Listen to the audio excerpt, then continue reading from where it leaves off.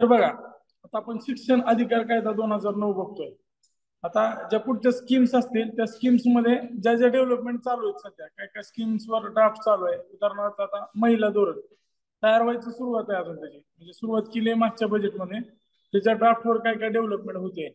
तर मी तुम्हाला काय करतोय, एक तर इथं सांगतोय शेवटी बुस्टर मध्ये, आणि काही गोष्टी जर एक्स्ट्रा असतील तर त्या पीडीएफ स्वरूपात शेवटी देईल.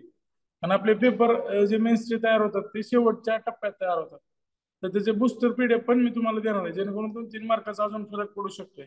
तर आता आपण स्टॅटिक पार्ट आधी कव्हर करतोय, कारण एचआरडी आपल्याला वाटतं डायनेमिक, तेवढं डायनेमिक नाहीये. जर तुम्ही पूर्ण मार्काचं जर कॅल्क्युलेशन केलं, जर टॉपचे मार्क 100-115 पर्यंत असले तर 115 पैकी फक्त 10 ते 12 मार्क तुम्हाला करंट अँगल नुसार आहे. बाकी 105 मार्क ते असतील ते फक्त मिळणार आहेत ते स्टॅटिक वर आहेत. मग टोटल 150 पैकी 140-135चा पेपर आहे तो स्टॅटिकचा पेपर आहे. स्टॅटिक म्हणजे काय, तर मागच्या 2-3 वर्ष किंवा 5 वर्षाच्या आधीच, म्हणजे मनरेगाच्या डिटेल त्यावेळेसच्या विचारतील.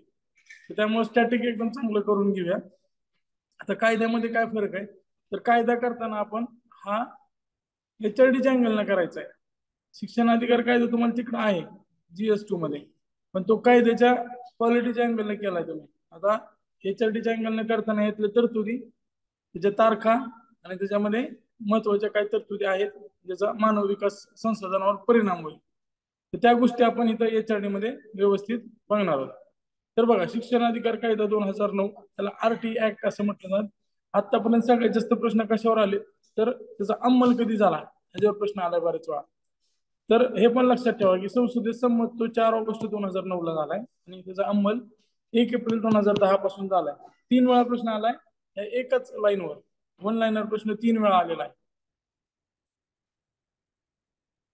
आता RT मध्ये ज्या तरतुदी होत्या त्याच्यावर बरेच टीका व्हायची, आणि 2019 ला सुधारित करण्यात आला होता. त्याच्या काय सुधारणा आहेत ते मी पुढे सांगेन तुम्हाला. तरतुदी काय, तर 7 ते 14 वयोगटातील मुलांना जवळच्या शाळेत मोफत व सक्तीचे शिक्षण मिळण्याचा हक्क असेल. आता बघा, 7 ते 14 सांगितलं इथं. जे आपलं नवीन एज्युकेशन पॉलिसी आहे ते 3 वर्षानंतरच्या बालकापासूनच सुरू होते. म्हणजे शालेय पूर्व 3 वर्ष आणि 12वी पर्यंतच्या शिक्षणापर्यंत त्यांनी RT वाढवा असं सांगितलंय. पण अजून ह्यामध्ये सुधारणा केलेली नाहीये. सद्यस्थितीत 7 ते 14च आहे, म्हणजेच काय, तर प्राथमिक शिक्षण होईपर्यंत. त्यामध्ये शिक्षणासोबत शालेय गणवेश आणि शैक्षणिक साहित्य इत्यादीचा सुद्धा समावेश होतो. हा सुद्धा मिळण्याचा हक्क हा मुलांना असेल. अपंग विद्यार्थ्यांना मात्र 18 वर्षापर्यंत मोफत आणि सक्तीचं शिक्षण असणार आहे, आणि तो हक्क फक्त अपंग विद्यार्थ्यांना आहे. ते 18 वर्षापर्यंत शिक्षणाचा हक्क NEP 2020 सांगते की तुम्ही सगळ्यांनाच द्या, पण अजून काही दिलेलं नाही. पॉलिसी मधल्या सगळ्या गोष्टी इम्प्लिमेंट होतील. कधी होतील, जेव्हा त्याच्यावर कायदा करतील किंवा तशी स्कीम आणतील. आता बघा, ड्रॉप आउट मुलं असतात, शाळाबाह्य असणारे. समजा एखादा मुलगा आहे 10 वर्षाचा, 12 वर्षाचा आहे, तर त्याला वयानुरूप योग्य वर्गात प्रवेश दिला जाईल, आणि त्या वर्गानुसार आकलन क्षमता प्राप्त करण्यासाठी जास्तीच्या तासिकांची तरतूद केली जाईल. समजा त्याचं वय 8-10 वर्ष आहे, तर त्याला पहिलीत न टाकता आहे ना, 7 वर्षात आपण पहिलीत टाकतो, 8 वर्ष दुसरीत, 10 वर्षाचा असेल तर तिसरी किंवा चौथीत टाकलेलं असतं त्याला वयानुसार. तर त्याला काय करायचं, तिसरीतच टाकायचं, आणि जे 2 वर्षाचा जो लॉस झालाय तो ऍडिशनल क्लासेस घेऊन त्याची आकलन क्षमता वाढवायची. प्राथमिक शिक्षण पूर्ण केल्यानंतर विद्यार्थ्यांना प्रमाणपत्र दिलं जाईल. प्राथमिक शाळा 1 किलोमीटरच्या आत उपलब्ध असली पाहिजे. बऱ्याच धोरणांनी या गोष्टी सांगितलेल्या आहेत. आता शिक्षक विद्यार्थी प्रमाण 1:30 असले पाहिजेत कधी, प्राथमिक शाळेत, आणि माध्यमिक शाळेत किती असलं पाहिजे, 1:35. हे दोन्ही गोष्टी लक्षात ठेवा. PTR म्हणतात त्याला. PTR किती असला पाहिजे, तिथं PTR पण देतील ते. PTR म्हणजे काय, प्युपिल टीचर रेशो.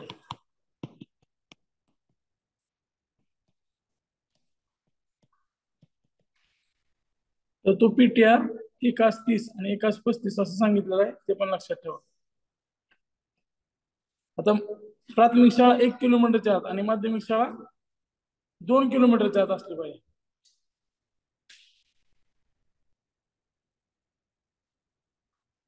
दोन्ही लक्षात ठेवा. मग इथं असं लिहायचं तुम्ही बाजूला, प्राथमिक 1 किलोमीटर 1:30, इथं लिहायचं माध्यमिक 2 किलोमीटर 1:35. असं लिहिलं तर लक्षात राहील. आता ही जी कायदा आहे याच्यामध्ये तुम्ही कायदा लागू केल्यानंतर लगेच शिक्षकाची तरतूद होईल का, किंवा लगेच या गोष्टी पॉसिबल आहेत का? शाळा वगैरे स्थापन कराव्या लागतील ना, जर शाळा नसतील एखाद्या भागात तर या सगळ्या गोष्टी अचीव करण्यासाठी 3 वर्षाचा कालावधी दिलेला आहे. 3 वर्षाचा ग्रेस पिरियड दिलाय. या 3 वर्षात तुम्ही या सगळ्या तरतुदी अंमलात आणा असं सांगितलेलं आहे. आता शिक्षकांना टीईटी वगैरे असली पाहिजे असं सांगितलं होतं, तर त्यासाठी 3 वर्षाचा कालावधी शिक्षकांना पण दिलेला आहे. विद्यार्थ्याला कोणत्याही प्रकारची शारीरिक शिक्षा हे लक्षात ठेवा आणि मानसिक पण लक्षात ठेवा. म्हणजे मास्तरला आता शिव्या पण देता येणार नाही आणि छडी आणि मारायच तर विषय संपला.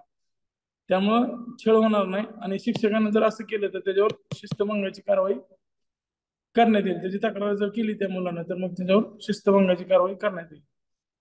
प्राथमिक शिक्षण उपलब्ध करून देण्याची जबाबदारी सरकारवर टाकण्यात आली आणि हा भारत असं जगातला पहिला देश आहे ज्यानं शिक्षणाची जबाबदारी सरकारवर टाकली, पालकावर नाही.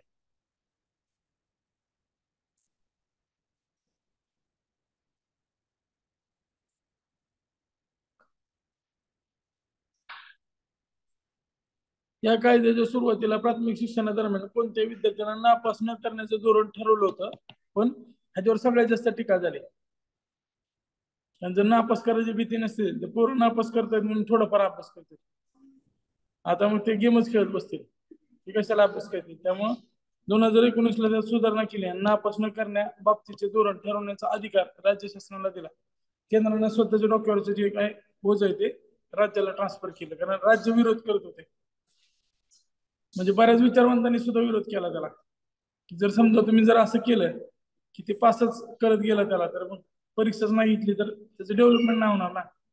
त्यामुळं तसं सांगण्यात आलं. सर्व खासगी शाळेत पहिलीच्या प्रवेशासाठी आर्थिकदृष्ट्या दुर्बल, आता जे ईडब्ल्यूएस आहेत, इकॉनॉमिकली विकर, त्यांना 25% जागा आरक्षित करण्याची तरतूद करण्यात आली आहे. त्याच्यामध्ये अपवाद लक्षात ठेवायचा आपल्याला. प्रश्न कशावर येणार आहे? अपवादावर. अल्पसंख्याक अनुदानित शाळा हे केस इनामदार केस आहे त्या संदर्भात. यांना वगळण्यात यावं यासाठी इनामदार केस आहे, लक्षात ठेवा.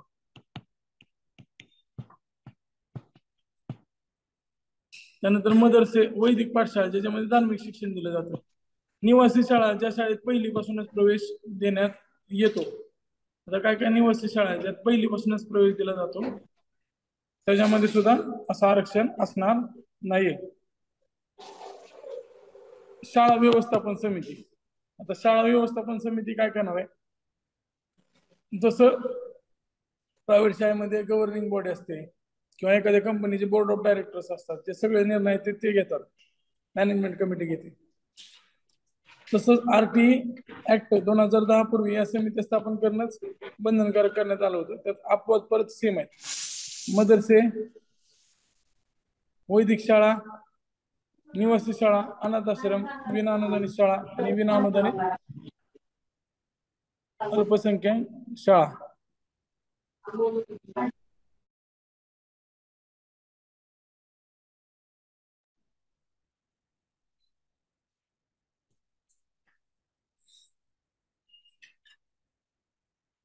समजतंय? आता ह्यामध्ये विनाअनुदानित अल्पसंख्याक शाळा हे लक्षात ठेवा. विनाअनुदानित आणि अनाथ आश्रम हे महत्वाचे. विनाअनुदानित आणि अनाथ आश्रम या दोन गोष्टी महत्वाच्या आहेत. अध्यक्ष आणि उपाध्यक्ष हे समितीतून निवडला जाईल. सचिव कोण असतील? मुख्याध्यापक. अध्यक्ष त्याच्यामध्ये जे सदस्य आहेत त्या सदस्यांना निवडले जातील. सचिव, मुख्याध्यापक पदसिद्ध आहेत. सदस्य 12 ते 16 आहेत. हे आकडे पण लक्षात ठेवा, 12 ते 16 प्रश्न येऊ शकतो त्याच्यावर. यापैकी 75% सदस्य आहेत ते पालकात नसले पाहिजेत, म्हणजे विद्यार्थ्याचे आई वडील किंवा पालक असले पाहिजेत. आणि त्यांची निवड जी पेरेंट्स मिटिंग होते, पालक सभेत नव्हते, त्या पालक सभेतनं या 12 ते 16 सदस्यांची निवड होईल. प्रत्येकी येथील पालकांना आणि दुर्बल घटकातील पालकांना, म्हणजे दोन्ही टाईपचे जे पालक आहेत, 1ली ते 8वी पर्यंतच्या पालकांना व्यवस्थित प्रतिनिधित्व दिलं जाणार आहे आणि दुर्बल घटकांना सुद्धा प्रतिनिधित्व दिले जातील. आता हे 75% झाले पालक. आता 25% कोण आहेत? तर तज्ज्ञ आणि प्रतिनिधी आहेत आणि लोकप्रतिनिधी.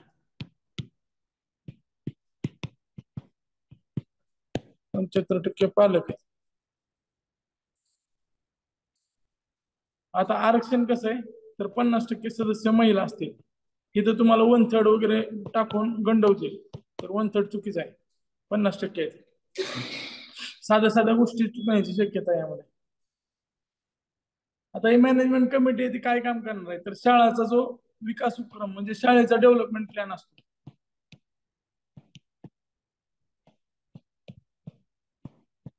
तो डेव्हलपमेंट प्लॅन तयार करण्यावर किंवा त्याच्यावर लक्ष ठेवायचं. शाळेचा जो निधी आहे त्याचा योग्य पद्धतीने वापर होतोय का त्याच्यावर सुपरवायझन करायचं.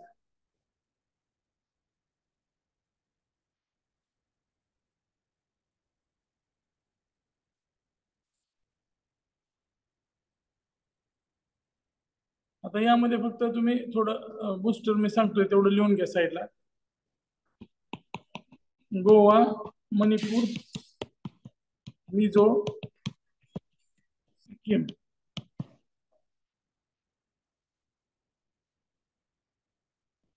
तेलंगणा, या 5 राज्यांनी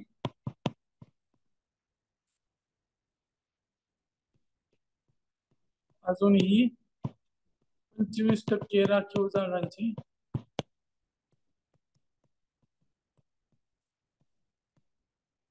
अधिसूचना काढली नाही. जे लेक्चर बघताय त्यांच्याकडे पुस्तक नसेल तर बाजूला कुठं तर लिहून घ्या, तुम्हाला नंतर ऍड करता येईल, पण पुस्तक असणं बरं पडेल. आणि तिथल्या तिथं तुमचे रिव्हिजन होणार आहे, परत वाचताना सोपं जाईल.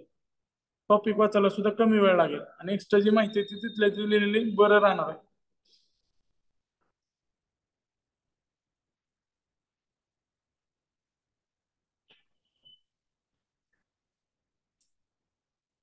25% आरक्षण प्रायव्हेट शाळामध्ये आहे ना, त्याची अधिसूचनाच काढलेली नाही या 5 राज्यांनी. हा, बाकी सगळ्यांना जे आरक्षण आहे म्हणजे सगळ्या शाळांना 25% आरक्षण आहे ना. अपवाद मदरसे, वैदिक शाळा, त्यानंतर निवासी शाळा, मायनॉरिटीच्या शाळा, ह्याच्यामध्ये ते आरक्षण नाही. पण बाकीच्या सुद्धा शाळांसाठी या 5 राज्यांनी अधिसूचना काढलेली नाही 25% आरक्षण देण्यासाठी. आता यामध्ये अजून एक तारीख महत्वाची राहिली. आता आपण हे संसदीय संमत वगैरे ह्याच्यावर आलेलं आहे, म्हणजे अंमलवर प्रश्न आलेले आहेत. आता ह्याच्यावर अजून एक प्रश्न येऊ शकतो की 26 ऑगस्ट 26 ला राष्ट्रपतीने याला मान्यता दिलेली आहे. तारखेवर 3 प्रश्न आल्यामुळं कदाचित पेपर सेटरला वाचलं ह्याच्यावर पण प्रश्न काढू शकतात. 26 ऑगस्ट 2019 ला राष्ट्रपतीची मान्यता या कायद्याला. आलेत ना प्रश्न याच्या आधी पण, राष्ट्रपतीला मान्यता कधी मिळाली बऱ्याच कायद्याविषयी, ह्याच्यावर प्रश्न असा पण. सॉरी 2009, 2009 ला राष्ट्रपतीने त्याला मान्यता दिलेली आहे.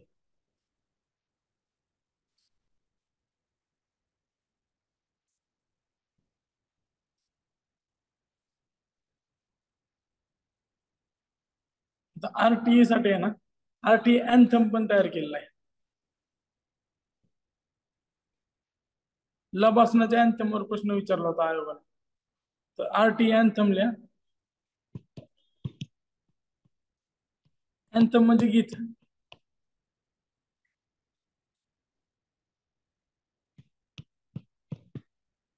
रचना जी केली जावेद अख्तर, जे गायक आहेत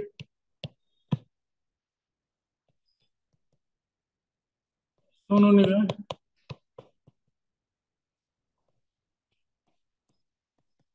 सुनिधी चौहान. 15 भाषा.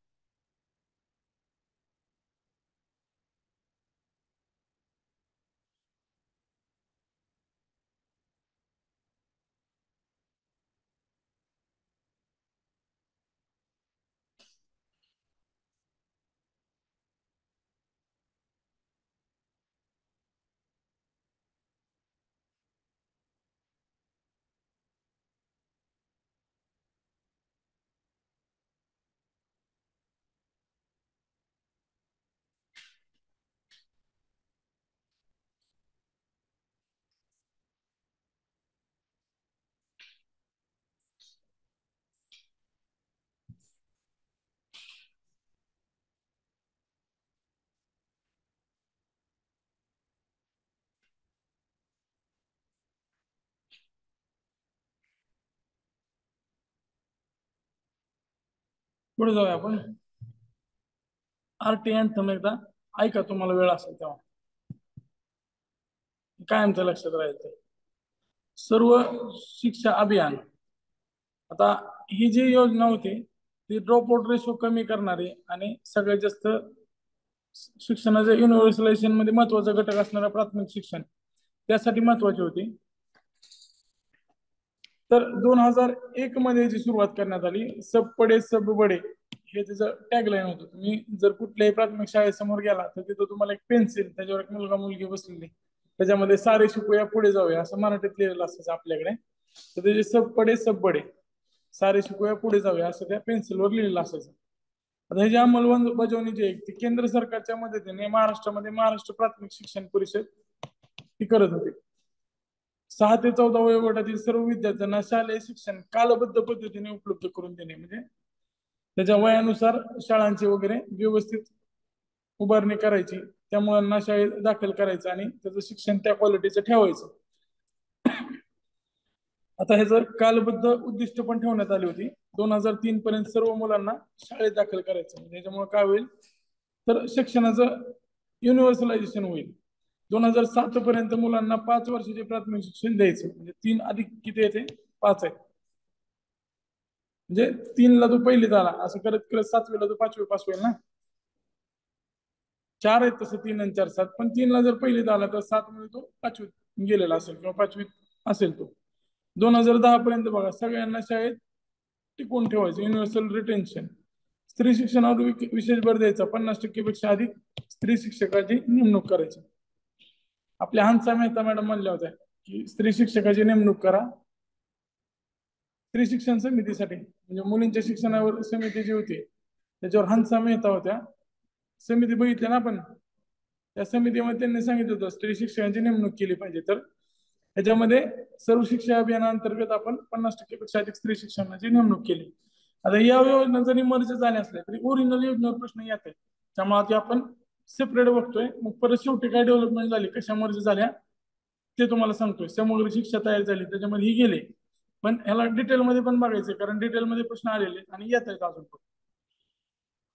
आता आरटी ऍक्ट 2009 ज्यावेळेस आला ना त्यावेळेस ह्याची उद्दिष्ट बदलण्यात आली. आरटी ऍक्ट 2009 मध्ये काय सांगण्यात आलं होतं तर प्राथमिक शिक्षणाची गुणवत्ता वाढवली पाहिजे, त्यामध्ये शिक्षकांचा वगैरे बदल केलाय. शिक्षकांना टीईटी वगैरे अनिवार्य केलेली आहे. त्यानंतर आरटी ऍक्ट 2009 कायद्याच्या अंमलबजावणीच्या पर्यवेक्षणासाठी सुविधा उभारल्या. आता यासाठी काय केलंय बघा, इथं वरच्या साईडला लिहून घे किंवा इथंच लिहा, लहान अक्षरात लिहा, MIEPA.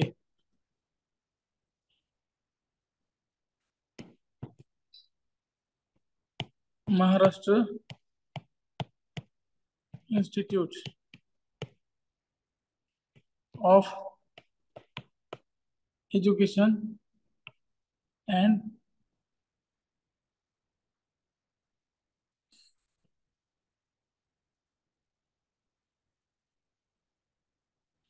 इथं नाही, एज्युकेशन प्लॅनिंग अँड ऍडमिनिस्ट्रेशन, औरंगाबादला आहे. त्याचं काम काय तर शिक्षण गुणवत्ता परीक्षा. आरटी मध्ये जे काम सांगितलेलं आहे ते काम करण्याचं का म्हणजे जबाबदारी MIEPA वर आहे. औरंगाबादला स्थापन केलेली महाराष्ट्र शासनाची संस्था आहे, जी शिक्षणाच्या गुणवत्तेचे परीक्षण करण्याचं काम करते.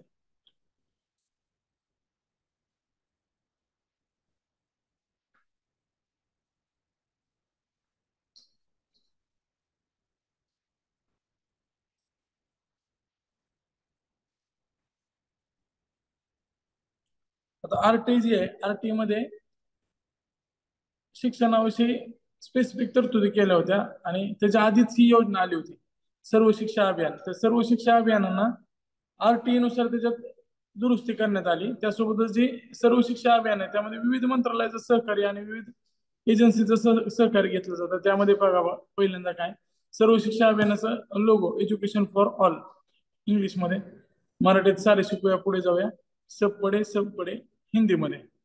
त्यानंतर मिनिस्ट्री ऑफ HRD वगैरे आहे त्यासोबतच. तर हे काय करतात तर स्टेट हेल्थ डिपार्टमेंट वगैरे काय करतात तर त्याच्यामध्ये रेग्युलर हेल्थ चेकअप करण्याचं काम हेल्थ डिपार्टमेंट करेल. MHRD आता हे शिक्षण मंत्रालय झाले, त्यावेळेस MHRD होतं, आता हे शिक्षण मंत्रालय झाल्याचं नाव. ते काय करणार आहे तर मिड डे मील स्कूलमध्ये स्कीम आहे ना, तर ऑल एलिजिबल स्कूलमध्ये ते चालवण्याचा प्रयत्न करेल. त्यासोबतच जे ऍडमिशनसाठी वेगवेगळ्या फॅसिलिटीज लागतात, वर्गखोल लागतात, ते देतील. त्यानंतर national institute of open schooling द्वारे सुद्धा ते काम करतात. त्यानंतर महिला व बालविकास विभाग, ministry of woman and child development, facilitating pre school learning and enrolment. आता जी अंगणवाडी आहे ती काय शिक्षण मंत्रालयाकडे नाही, हे लक्षात ठेवा, कधी पण प्रश्न येऊ शकतो. ICDS कोणाकडे आहे? वुमन अँड चाइल्ड डेव्हलपमेंट मिनिस्ट्रीकडे आहे. आणि पुढचं शिक्षण कोणाकडे? म्हणजे NEP 2020 लागू करताना शिक्षण मंत्रालयाचा पण रोल आहे आणि महिला बाल विकासचा पण रोल आहे, कारण NEP मध्ये आधीचं शिक्षण पण सांगितलेलं आहे. म्हणजे पूर्व प्राथमिक शिक्षण आहे ते महिला व बाल विकासकडे येणार आहे. त्यासोबतच extended ICDS based benefits to the enrolled school childrens, म्हणजे ICDS चे जे बेनिफिट्स आहेत ते सगळ्या शाळेत प्रवेश घेतलेल्या मुलांना मिळतात का नाही ते बघायचं काम त्यांच्याकडे आहे. आता स्टेट PWDs, आता शाळा तर बांधायचं सांगितलंय, वर्ग खोले असले पाहिजे, 31 शिक्षक असले पाहिजे. त्यासाठी ज्या फॅसिलिटीज आहेत त्या बिल्डिंगच्या facilities state PWDs, public work department, सार्वजनिक बांधकाम विभाग ते करणार आहे. त्यानंतर department of science and technology provide geospatial technology, school mapping, social mapping, exercise grassroot level. आता जे काही टेक्नॉलॉजिकल अँगल आहे त्याच्यामध्ये काही वेबसाईट्स असतील, पोर्टल्स असतील, तर त्यासाठी DST शिक्षण मंत्रालयाला मदत करते, department of science and technology. त्यासोबतच काय जिओ मॅपिंगच्या वगैरे गोष्टी असतील, स्कूल मॅपिंगच्या गोष्टी असतील. आता मिनिस्ट्री ऑफ ट्रायबल अफेअर आणि ministry of social justice and empowerment, MOTA म्हणजे काय? Ministry of tribal affair. MOSJE म्हणजे काय? तर ministry of social justice and empowerment. तर एक convergence of funds to build residential facilities. आता आपण मागं बघितलंय की त्याच्यामध्ये जे काय हॉस्टेल बांधण्याच्या योजना आहेत किंवा शिष्यवृत्तीच्या योजना आहेत ते या मंत्रालय चालवतात. जे वंचित आहेत, आदिवासी, त्याच्यानंतर OBC, SC, म्हणजे SC ST OBC ना शिष्यवृत्ती देण्याचं काम हे दोनच मंत्रालय करतात. Ministry of social justice and empowerment OBC आणि SC आणि अपंग या तिघांना शिष्यवृत्ती देते. आणि मिनिस्ट्री ऑफ ट्रायबल अफेअर हे ST ना म्हणजे ट्राईब्सला शिष्यवृत्ती देते. आता बघा, समग्र शिक्षा योजनेमध्येच जरी ही सर्व शिक्षा अभियान गेला असला तरी पण त्याच्या आधी सर्व शिक्षा अभियानाच्या अंतर्गत वेगवेगळ्या स्कीम सुरू केल्या होत्या, उपयोजना सुरू केल्या होत्या. त्या उपयोजना तशा पण पाठ करायच्या, कारण नंतर पण प्रश्न आले की सर्व शिक्षा अभियानाच्या उपयोजना कोणत्या, जर वेगवेगळे प्रश्न आलेले आहेत, त्यामुळं त्या उपयोजना पण आपल्याला व्यवस्थित बघायच्या आहेत. तर बघा, 1987 मध्ये खडूपाळा मोहीम सुरू करण्यात आली होती, कारण 86 ला शैक्षणिक धोरण आलं होतं, 68 ला पहिलं, 86 ला दुसरं. तर त्यामध्ये ती सुरू करण्यात आली. खडूपाळा मोहीम म्हणजे काय तर खडू आणि फळा हे काय नावानुसार बेसिक गोष्टी आहेत ज्या गरजेच्या आहेत शाळेसाठी. शाळेसाठी साहित्य पुरवणारीच ही योजना आहे नावाप्रमाणे. सुरुवात झाली होती 1987 ला, प्रेरणा होती 86च्या धोरणावरून, पण पुढे जाऊन 2002-3 ला ही SSA म्हणजे सर्व शिक्षा अभियानामध्ये विलीन झाली. त्याच्यावर पण प्रश्न येऊ शकतो, कधी विलीन झाली, तर 2-3 ला सर्व शिक्षा अभियानामध्ये विलीन झालेली आहे. उद्देश काय तर प्राथमिक शाळांना मूलभूत सुविधा पुरवणे. आता मूलभूत सुविधा काय असतील तर डिजिटल बोर्ड असेल, आता त्यावेळेस खडूफळा होता, त्याच्यानंतर मार्कर आणि तो व्हाईट बोर्ड आला, आता सगळं डिजिटल बोर्ड आले. तर अशा पद्धतीच्या सुविधा पुरवण्याचं काम हे सर्व शिक्षा अभियानांतर्गत केलं जाणार आहे. त्यानंतर पुढे बघा, आता 1986च्या धोरणानुसार आहे हे तर लक्षात असलंच पाहिजे. प्राथमिक शाळांसाठी आवश्यक सगळं काही असेल, त्यामध्ये नकाशे असतील, खडू असेल, फळा असेल, त्यासोबतच जर 100 विद्यार्थ्यापेक्षा जास्त पोटनोंदणी असल्यास शाळामध्ये अतिरिक्त 1 किंवा 2 शिक्षणाची नेमणूक आहे ते सुद्धा या योजनेअंतर्गत केलं जाणार आहे. हे इम्पॉर्टंट आहे. म्हणजे आपल्याला वाटतं फक्त शैक्षणिक साहित्य, पण त्यासोबतच जर जास्त विद्यार्थी असतील तर या योजनेच्या फंड मधून शिक्षकांचा पगार सुद्धा दिला जाईल. एखादा अतिरिक्त शिक्षकाची नेमणूक सुद्धा किंवा एक किंवा दोन अतिरिक्त शिक्षकाची नेमणूक सुद्धा या योजनेच्या अंतर्गत केली जाणार आहे. त्यानंतर NPEGL national programme for education of girls at elementary level. आता NPEGL एलिमेंटरी लेवल EL येते. EL म्हणजे काय असणार त्यामध्ये, तर प्राथमिक स्तरावरच. तर ह्याची सुरुवात 2003 ला आहे. ह्याच्यावर पण बरेच वेळा प्रश्न आलेले आहेत. 2003 सुरुवात लक्षात ठेवा. आता NPEGL कशासाठी आहे, तर गर्ल्स येते त्यामध्ये, एलिमेंटरी लेवल येते. याच्यावरून काय कळतं आपल्याला, प्राथमिक शिक्षणात मुलींच्या शिक्षणाची तरतूद करायची. आता त्याच्यामध्ये प्रायोरिटीज एरिया ठरवलेले आहेत. कुठल्या प्रायोरिटीज एरियात, तर ज्या मुलीपर्यंत शिक्षण पोहोचणं अतिशय अवघड आहे त्या मुलींसाठी हा कार्यक्रम आहे. आता हा कार्यक्रम फक्त ग्रामीणच नाही तर शहरी भागासाठी सुद्धा आहे. बऱ्याच प्रश्नामध्ये ऑनलाईन सुद्धा असतं बघा की ग्रामीण भागासाठी, तर ही ग्रामीण आणि शहरी दोन्हीसाठी पण आहे. तर आता ग्रामीण आणि शहरीचे निकष आहेत.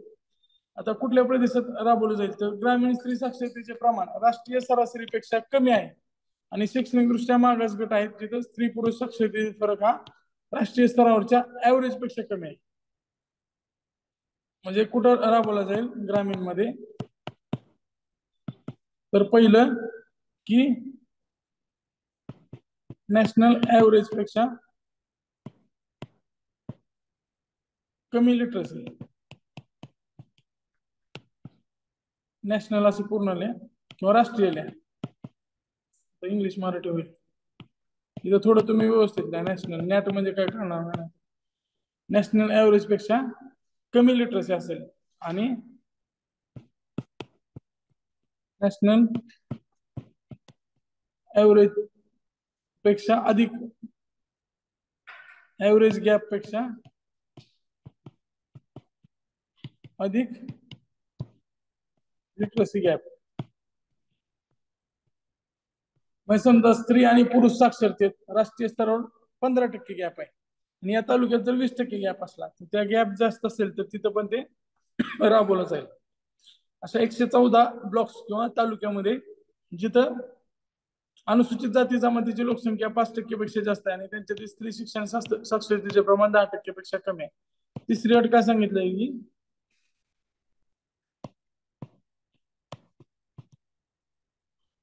SC/ST population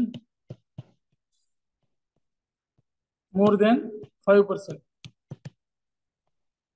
and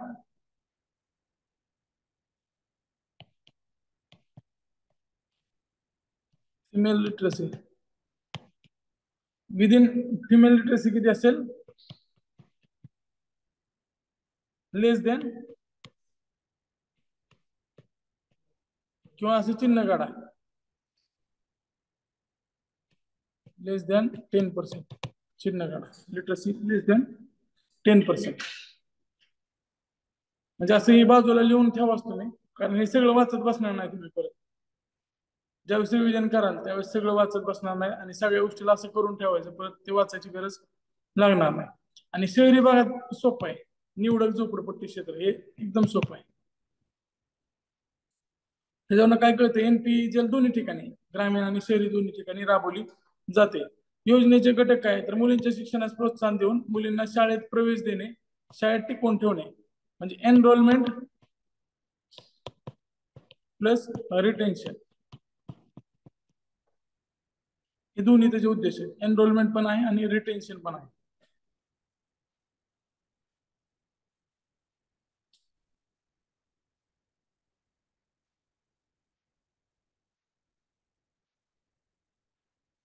शिक्षण कशाच दिलं जाईल, व्यावसायिक आणि कौशल्याचे.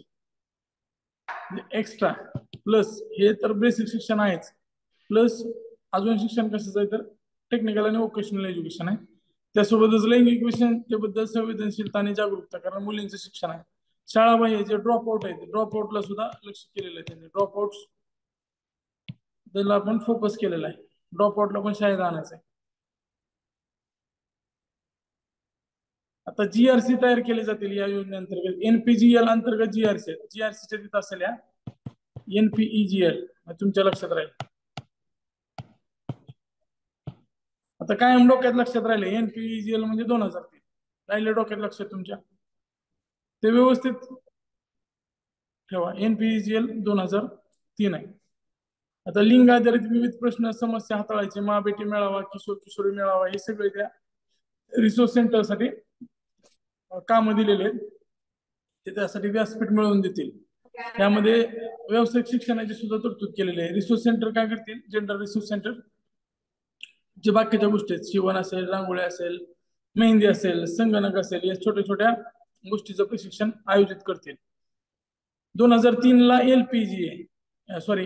NPEGL आहे, national programme for girls at elementary level education. तर 2004 ला परत पुढच्या वर्षीच कस्तुरबा गांधी यांच्या नावाने योजना सुरू करण्यात आली. आता या दोन्हीमध्ये काय फरक आहे, तर हे उच्च प्राथमिक शिक्षणासाठी 2007 पासून सर्व शिक्षा अभियानाची उपयोजना बनली. 2004 ला सुरू झाली, 2007 ला ती SSA अंतर्गत आली.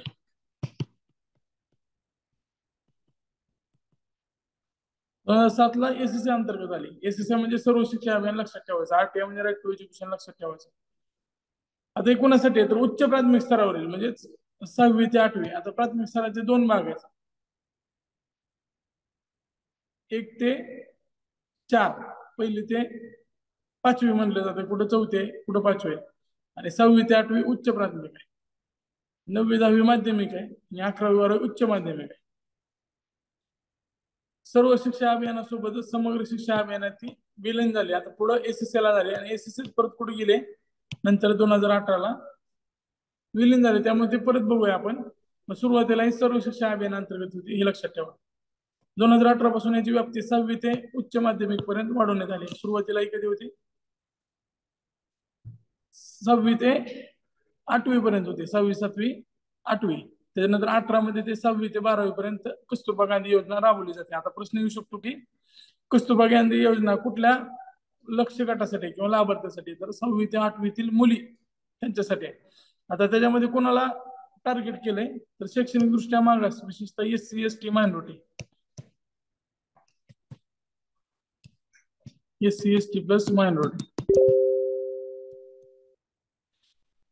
आता ह्याचं पण कार्यक्षेत्र ज्यांनी ठरवलेलं आहे की लिंग आधारित साक्षरतेतील तफावत म्हणजे जी गॅप आहे ती राष्ट्रीय सरासरीपेक्षा जास्त असेल. ग्रामीण भागातील साक्षरतेची सरासरी देशातील साक्षरतेच्या सरासरीपेक्षा कमी असेल. म्हणजे NPEGL सारखे सेम निकष आहेत.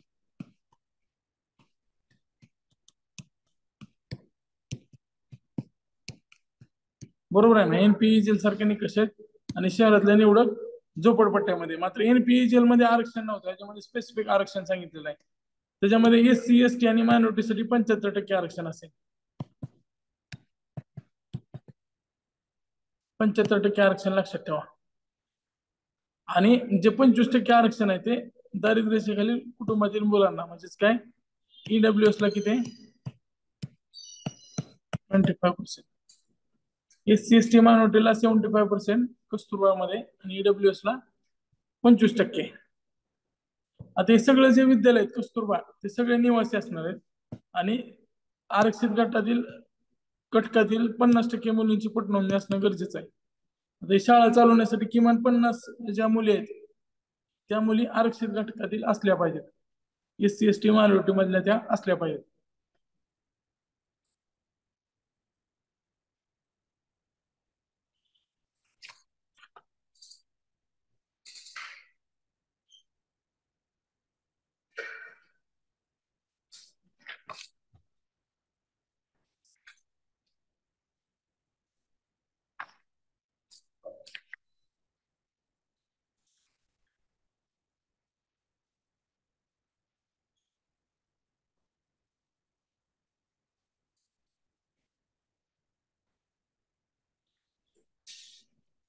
आता बघा पुढं, पडे भारत बडे भारत 2014 ला सुरू करण्यात आले. पडे भारत म्हणजे काय, वाचना संदर्भात काय तर सांगते. नावावर फोकस करा. पडे भारत बडे भारत कशावर फोकस करते, वाचनावर. तर पहिली ते दुसरी इयत्तेतील विद्यार्थ्यांना लिहिता वाचता यावे, तसेच गणित विषयात रस निर्माण व्हावा. म्हणजे त्याच्यामध्ये रीडिंग आहे आणि अर्थमॅटिक आहे. त्याच्यामध्ये काय ससंख्यता म्हणजे वाचन आणि लिहिता आलं पाहिजे, त्यासोबतच आकडेमोड करता आले पाहिजे. त्यामुळं इथं तुम्ही लिहू शका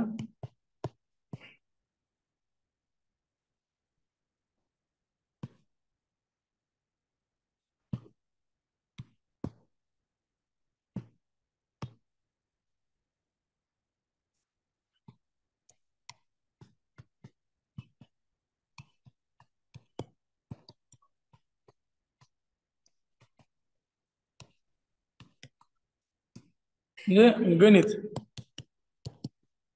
या दोन गोष्टीवर आहे. पण पहिली दुसरी हे महत्वाचं आहे आपल्यासाठी. बडे भारत 2014 मध्ये तर अशा पद्धतीच्या बऱ्याच स्कीम परत सुरू झाल्या होत्या. त्याच्यामध्ये बघूया आपण.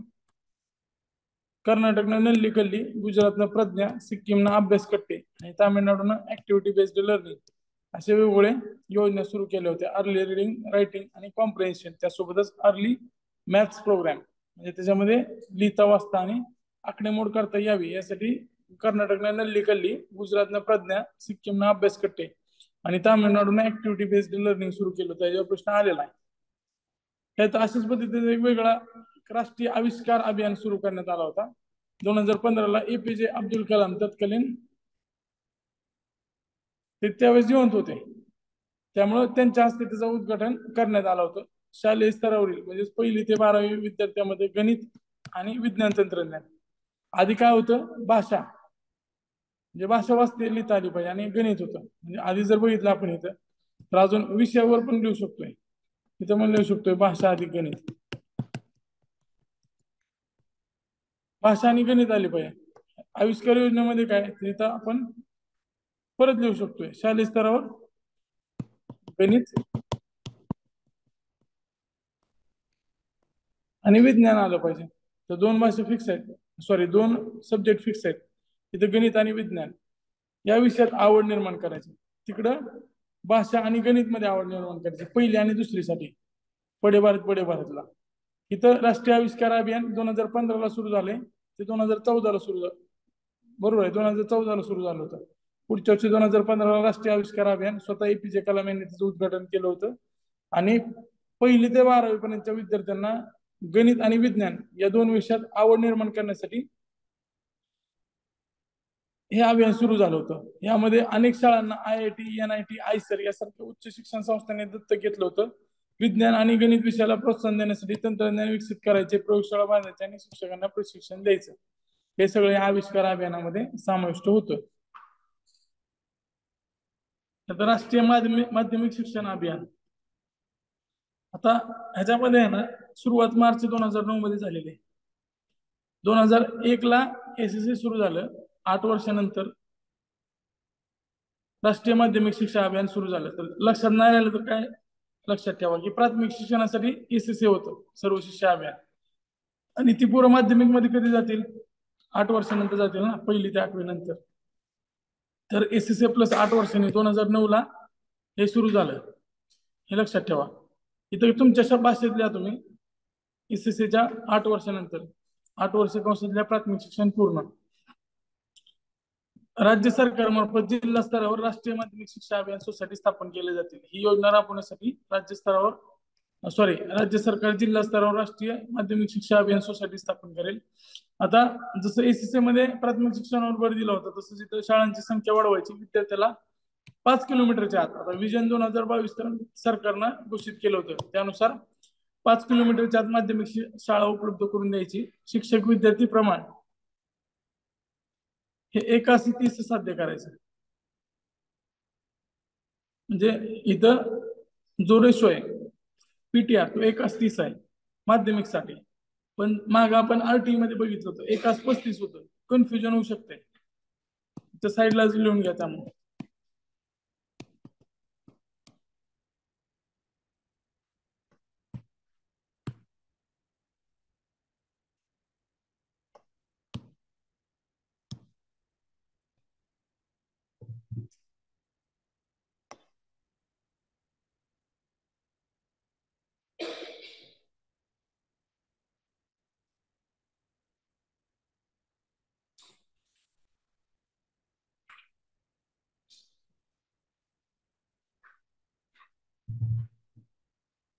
आता याने टार्गेट काय ठेवलंय, तर 2017 मध्ये शिक्षणाचं सार्वत्रिकरण करायचं, युनिव्हर्सलायझेशन.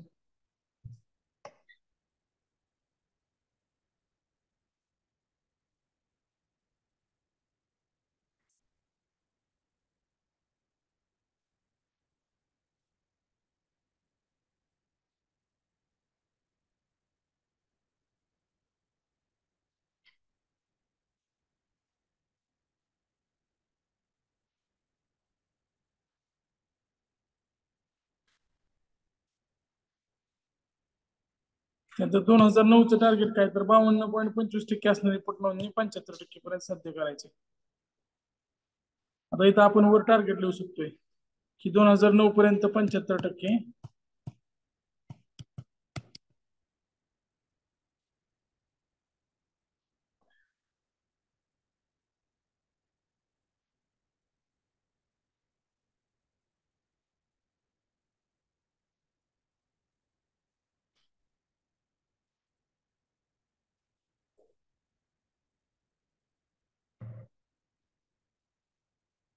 आणि 2017ला 100% केलं.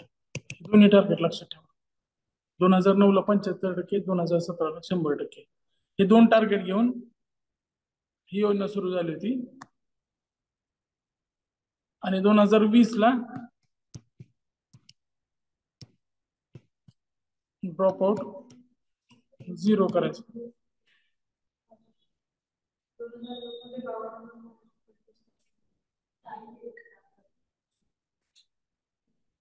सॉरी तर चुकलंय मला. हा 2009ला 75% असणारे.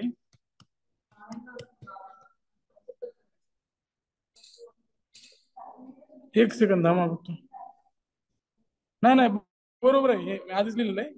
52% असणार आहे, इथं लिहा फक्त 52.25% असणार आहे. हे कंसातल्या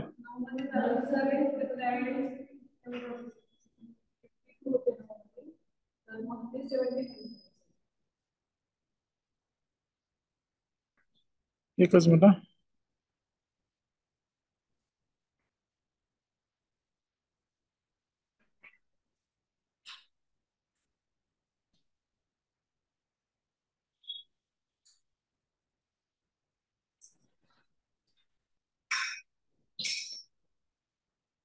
हे जर मी थोडं हे करतो, कारण दोन्ही वाक्य आहेत ना जरा हे सांगतात. सार्वत्रिकरण म्हणजे काय 100% होत आहे. नाही तरी पण आहे ना, सार्वत्रिकरण 100% सांगितले तर पटनोंदणी 75% साध्य करायची. 2009 मध्येच लगे कसं असेल? 2009ला सुरुवात झाली ना योजना. 2009 मध्ये 52.25% असणारी पटनोंदणी 75% साध्य करायची, असं त्यांनी वाक्य हे कॉपी पेस्ट आहे कुठून? गव्हर्नमेंटच्या वेबसाईट. पटनोंदणी आहे ना एकाच वर्षात नाही होणार पण लगेच. फक्त ऍडमिशन घ्यायचंय, त्यांचं एनरोल करून घ्यायचं. पण एकाच वर्षात 52चं 75 कसं होणार?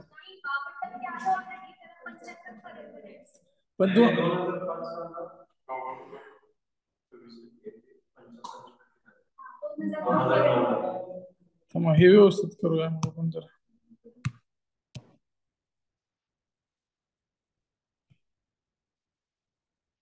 हे टार्गेट कधीपर्यंत आहे?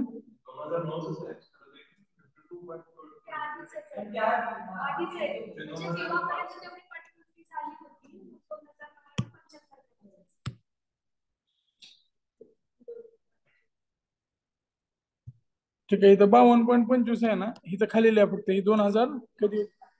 2005 ला होते. एवढं लिहा फक्त.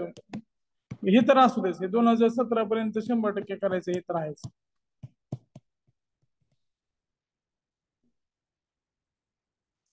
एनरोलमेंट 17 पर्यंत 100% एनरोलमेंट, ह्याच्याविषयी काहीच वाद नाही. हे सगळीकडे सेम आहे. 2020 पर्यंत माध्यमिक शिक्षणातील गळती रोखायची. म्हणजेच काय तर ड्रॉप आउट 0 करायचं. 2020 पर्यंत ड्रॉप आउट रेट 0 असला पाहिजे. विज्ञान, गणित आणि इंग्रजी या विषयावर भर द्यायचा आहे. वैज्ञानिक प्रयोगशाळेची निर्मिती करायची. हे सगळे इन्फ्राच्या गोष्टी आहेत. माहिती तंत्रज्ञानाचा वापर वाढवायचा. वर्गखोल्या, प्रयोगशाळा, अभ्यासिका ह्याची सुद्धा निर्मिती करायची. आणि दुर्गम भागात राहणाऱ्या शिक्षकांना वसतिगृह, हे थोडं वेगळं आहे. जे दुर्गम भागात राहणारे शिक्षक आहेत त्यांना वसतिगृहाची निर्मिती करायची.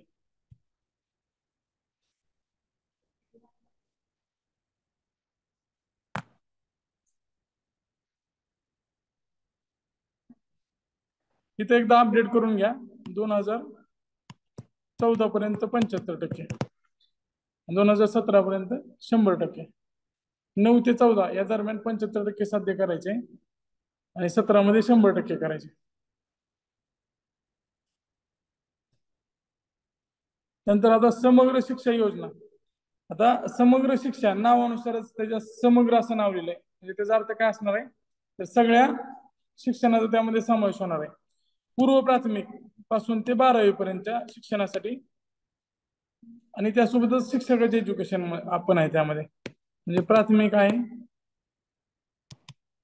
माध्यमिक आहे, प्लस टीचर एज्युकेशन आहे, टीचर्स एज्युकेशन पण आहे. या 3 गोष्टीचा त्यामध्ये समावेश झालेला आहे. 2018 मध्ये आलेली योजना आहे.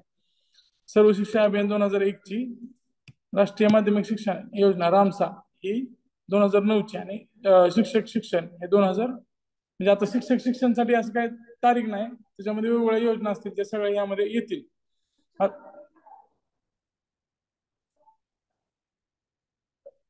हा 12वी मध्ये उच्च माध्यमिक आलंच, माध्यमिक उच्च माध्यमिक, म्हणजे 1ली ते 12वी, माध्यमिक उच्च माध्यमिक आलंच, 1ली ते 12वी त्यामध्ये आहे. गुणवत्ता, समान आणि पोच हे 3 गोष्टी लक्षात ठेवा. त्याच्यामध्ये क्वालिटी, इक्विटी आणि ऍक्सेस या 3 गोष्टी त्यामध्ये सांगितल्या होत्या. आणि शिक्षणाचं ओकेजनलायझेशन करायचं, आणि त्यासोबत शिक्षकाचं शिक्षण, या 3 गोष्टी यामध्ये आहेत.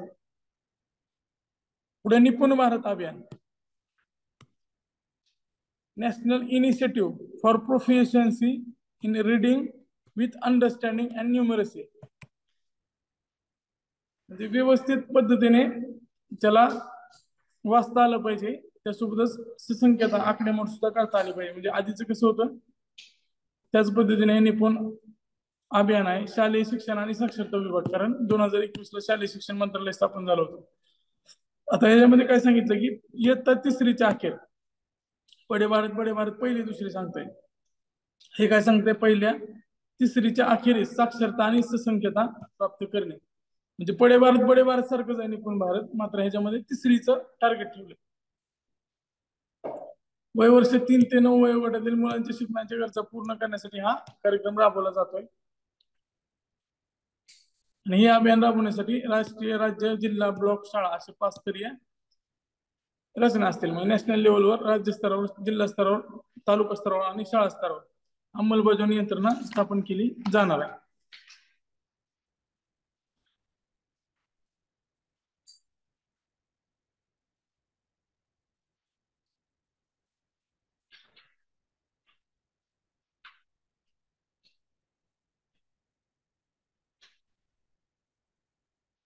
आता समग्र शिक्षा 2.0 पण सुरू झालाय, ह्याच्यामध्ये ते ऍडिशन करून घ्या. समग्र शिक्षा 2.0, त्यामध्ये SSA सर्व शिक्षा अभियान अंतर्गत 2021 ते 2026 दरम्यान बालवाटिका, स्मार्ट वर्क आणि प्रशिक्षित शिक्षक याच्यावर फोकस केलेला आहे. मुलांसाठी खेळमेज वातावरण असलं पाहिजे. स्मार्ट वर्क म्हणजे क्लासरूम, स्मार्ट क्लासरूम आणि प्रशिक्षक शिक्षक या 3 गोष्टीवर 2.0 मध्ये फोकस केलेला आहे. 21 ते 26 दरम्यान राबवले जाणार आहे 2.0 किंवा 2.0. बालवाटिका म्हणजे मुलांना आहे ना हसत खेळत शिक्षण. स्मार्ट वर्ग, स्मार्ट वर्ग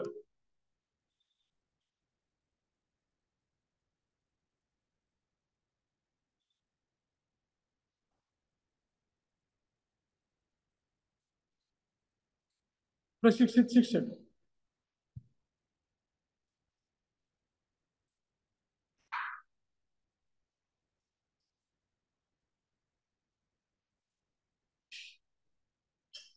त्यानंतर रुसा.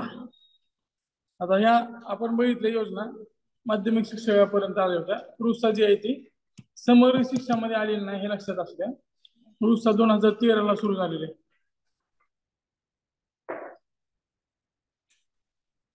रुसा अंतर्गत ज्या पायाभूत सुविधा उभारल्या जात आहेत त्याचे परीक्षण देखरेख करण्यासाठी भुवन मॅपिंग ही प्रणाली वापरत जात आहे. त्यासाठी भुवन रुसा नावाचं पोर्टल सुद्धा विकसित केलेलं आहे. म्हणजे रुसासाठी ज्या इन्फ्रास्ट्रक्चर तयार केलं जाईल त्याचं जिओ मॅपिंग केलं जात आहे. आणि जिओ मॅपिंग साठी भुवन मॅपिंग नावाची जी प्रणाली आहे, सिस्टीम आहे ती वापरली जाते. आणि भुवन रुसा नावाचं पोर्टल सुद्धा सुरू केलेलं आहे. आता रुसा कशासाठी आहे तर उच्च शिक्षणातील लैंगिक सामाजिक तफावत दूर करायची, लैंगिक आणि सामाजिक तफावत दूर करायची, ग्रॉस एनरोलमेंट रेशो 32% पर्यंत वाढवायचा असं त्या रुसाने ठरवलं होतं. उच्च शिक्षण संस्थांचा दर्जा सुधारायचा, त्यासोबतच त्या संस्थांमध्ये सुधारणा करायची. अभ्यासक्रम आणि परीक्षा प्रणाली एक्झामिनेशन सिस्टीम जे असेल आणि त्याचं जे करिक्युलम आहे त्या करिक्युलम मध्ये सुद्धा सुधारणा करायची. उच्च शैक्षणिक संस्थांमध्ये उच्च दर्जाचे शिक्षण देऊन तज्ञ प्राध्यापकाची पुरेशी उपलब्ध करून द्यायची, कारण त्याच्यामध्ये प्राध्यापकांची सुद्धा गरज आहे. तर सगळ्या गोष्टीला होलिस्टिक आणि कव्हर केलेलं आहे. अभ्यासक्रम झालं, प्राध्यापक झालं, परीक्षा पद्धती झाली, पायाभूत सुविधा झाली. त्यासोबतच इनोव्हेशन आणि रिसर्च त्याला सुद्धा प्रोत्साहन देण्यात येईल. संस्थात्मक पाया विस्तृत करण्यासाठी नव्या संस्था उभारल्या जातील. त्यानुसार 80 नवीन विद्यापीठाची स्थापना केली जाणार. त्यामध्ये टार्गेट ठेवलं होतं नवीन 80 युनिव्हर्सिटीची स्थापना केली जाईल.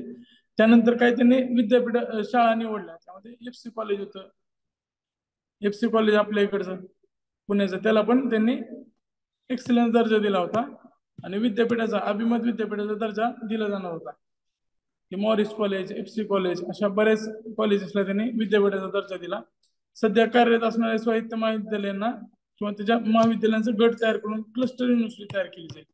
म्हणजे जे आजूबाजूचे चांगले कॉलेजेस आहेत त्यांना एकत्रित करायचं आणि त्यांना एकत्रित करून त्यांचं एक विद्यापीठ तयार करायचं, क्लस्टर युनिव्हर्सिटी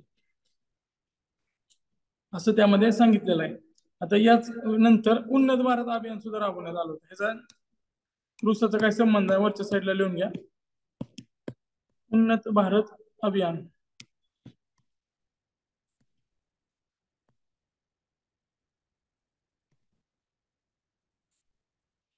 हे काय करणार आहेत तर IIT, आयसर, ISC सारख्या ज्या उच्च शिक्षण संस्था आहेत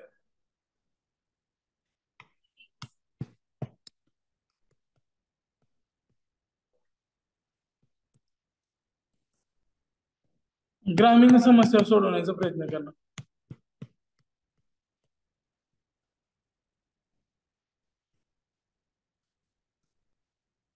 उच्च शिक्षण संस्था कुठल्या कुठल्या असतील? IIT, IIM, ISC, ETC. IIT, IIM, ISC यासारख्या संस्था ग्रामीण भागाच्या समस्या आहेत त्या सोडवण्यासाठी रिसर्च आणि इनोव्हेशनच्या माध्यमातून प्रयत्न करतील.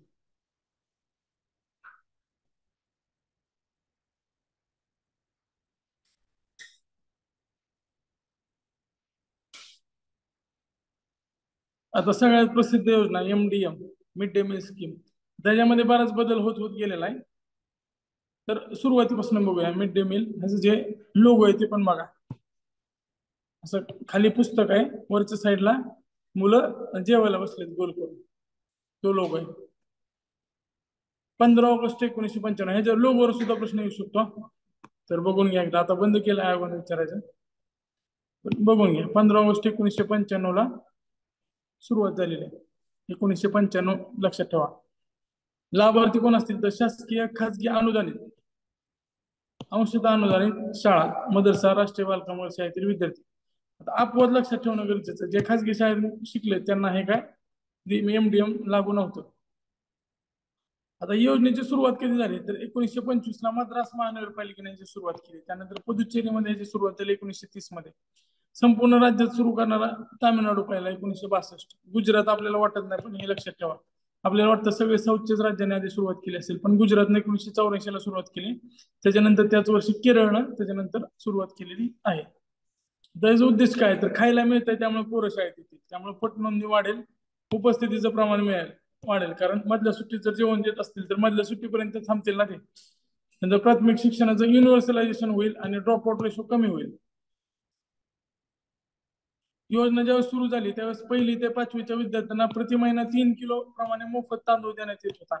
आता तुम्हाला ज्यावेळेस आठवत असेल लहान असताना तुम्ही ते, जर तुम्ही 90 ते म्हणजे 88 ते 95च्या दरम्यान जन्मला असाल तर त्यावेळेस तुम्हाला स्वतःच उचलून आणावं लागत होतं ते तांदूळ. बालमजुरी करून घ्यायची शाळेत असताना. तर ते सगळं उतरवायचं आणि ते घरी पण घेऊन जायचं बॅगेत टाकून. त्यावेळेस आधीच सांगितलेलं असायचं की पिशवी वगैरे काय तर घेऊन यावं, तुम्हाला तांदूळ मिळणार आहे. त्यामुळे ते तांदूळ घेऊन जात होतो. 2002 साली सर्वोच्च न्यायालयाच्या आदेशानुसार विद्यार्थ्यांना शाळेमध्येच अन्न शिजवून द्यावं लागलं. जे काही गव्हर्नमेंटने सांगितलेलं नाही, सर्वोच्च न्यायालयाने आदेश दिला होता, हे लक्षात असू द्या. 2008 साली त्याचा विस्तार 8वीच्या विद्यार्थ्यापर्यंत करण्यात आला. आधी प्राथमिक शाळेला होता, परत 8वी पर्यंत वाढवला. आणि ज्यांना शाळेत मिळत नव्हतं ते बारक्या पोरांना सांगायचे तुझ्या नावावर घेऊन या म्हणून.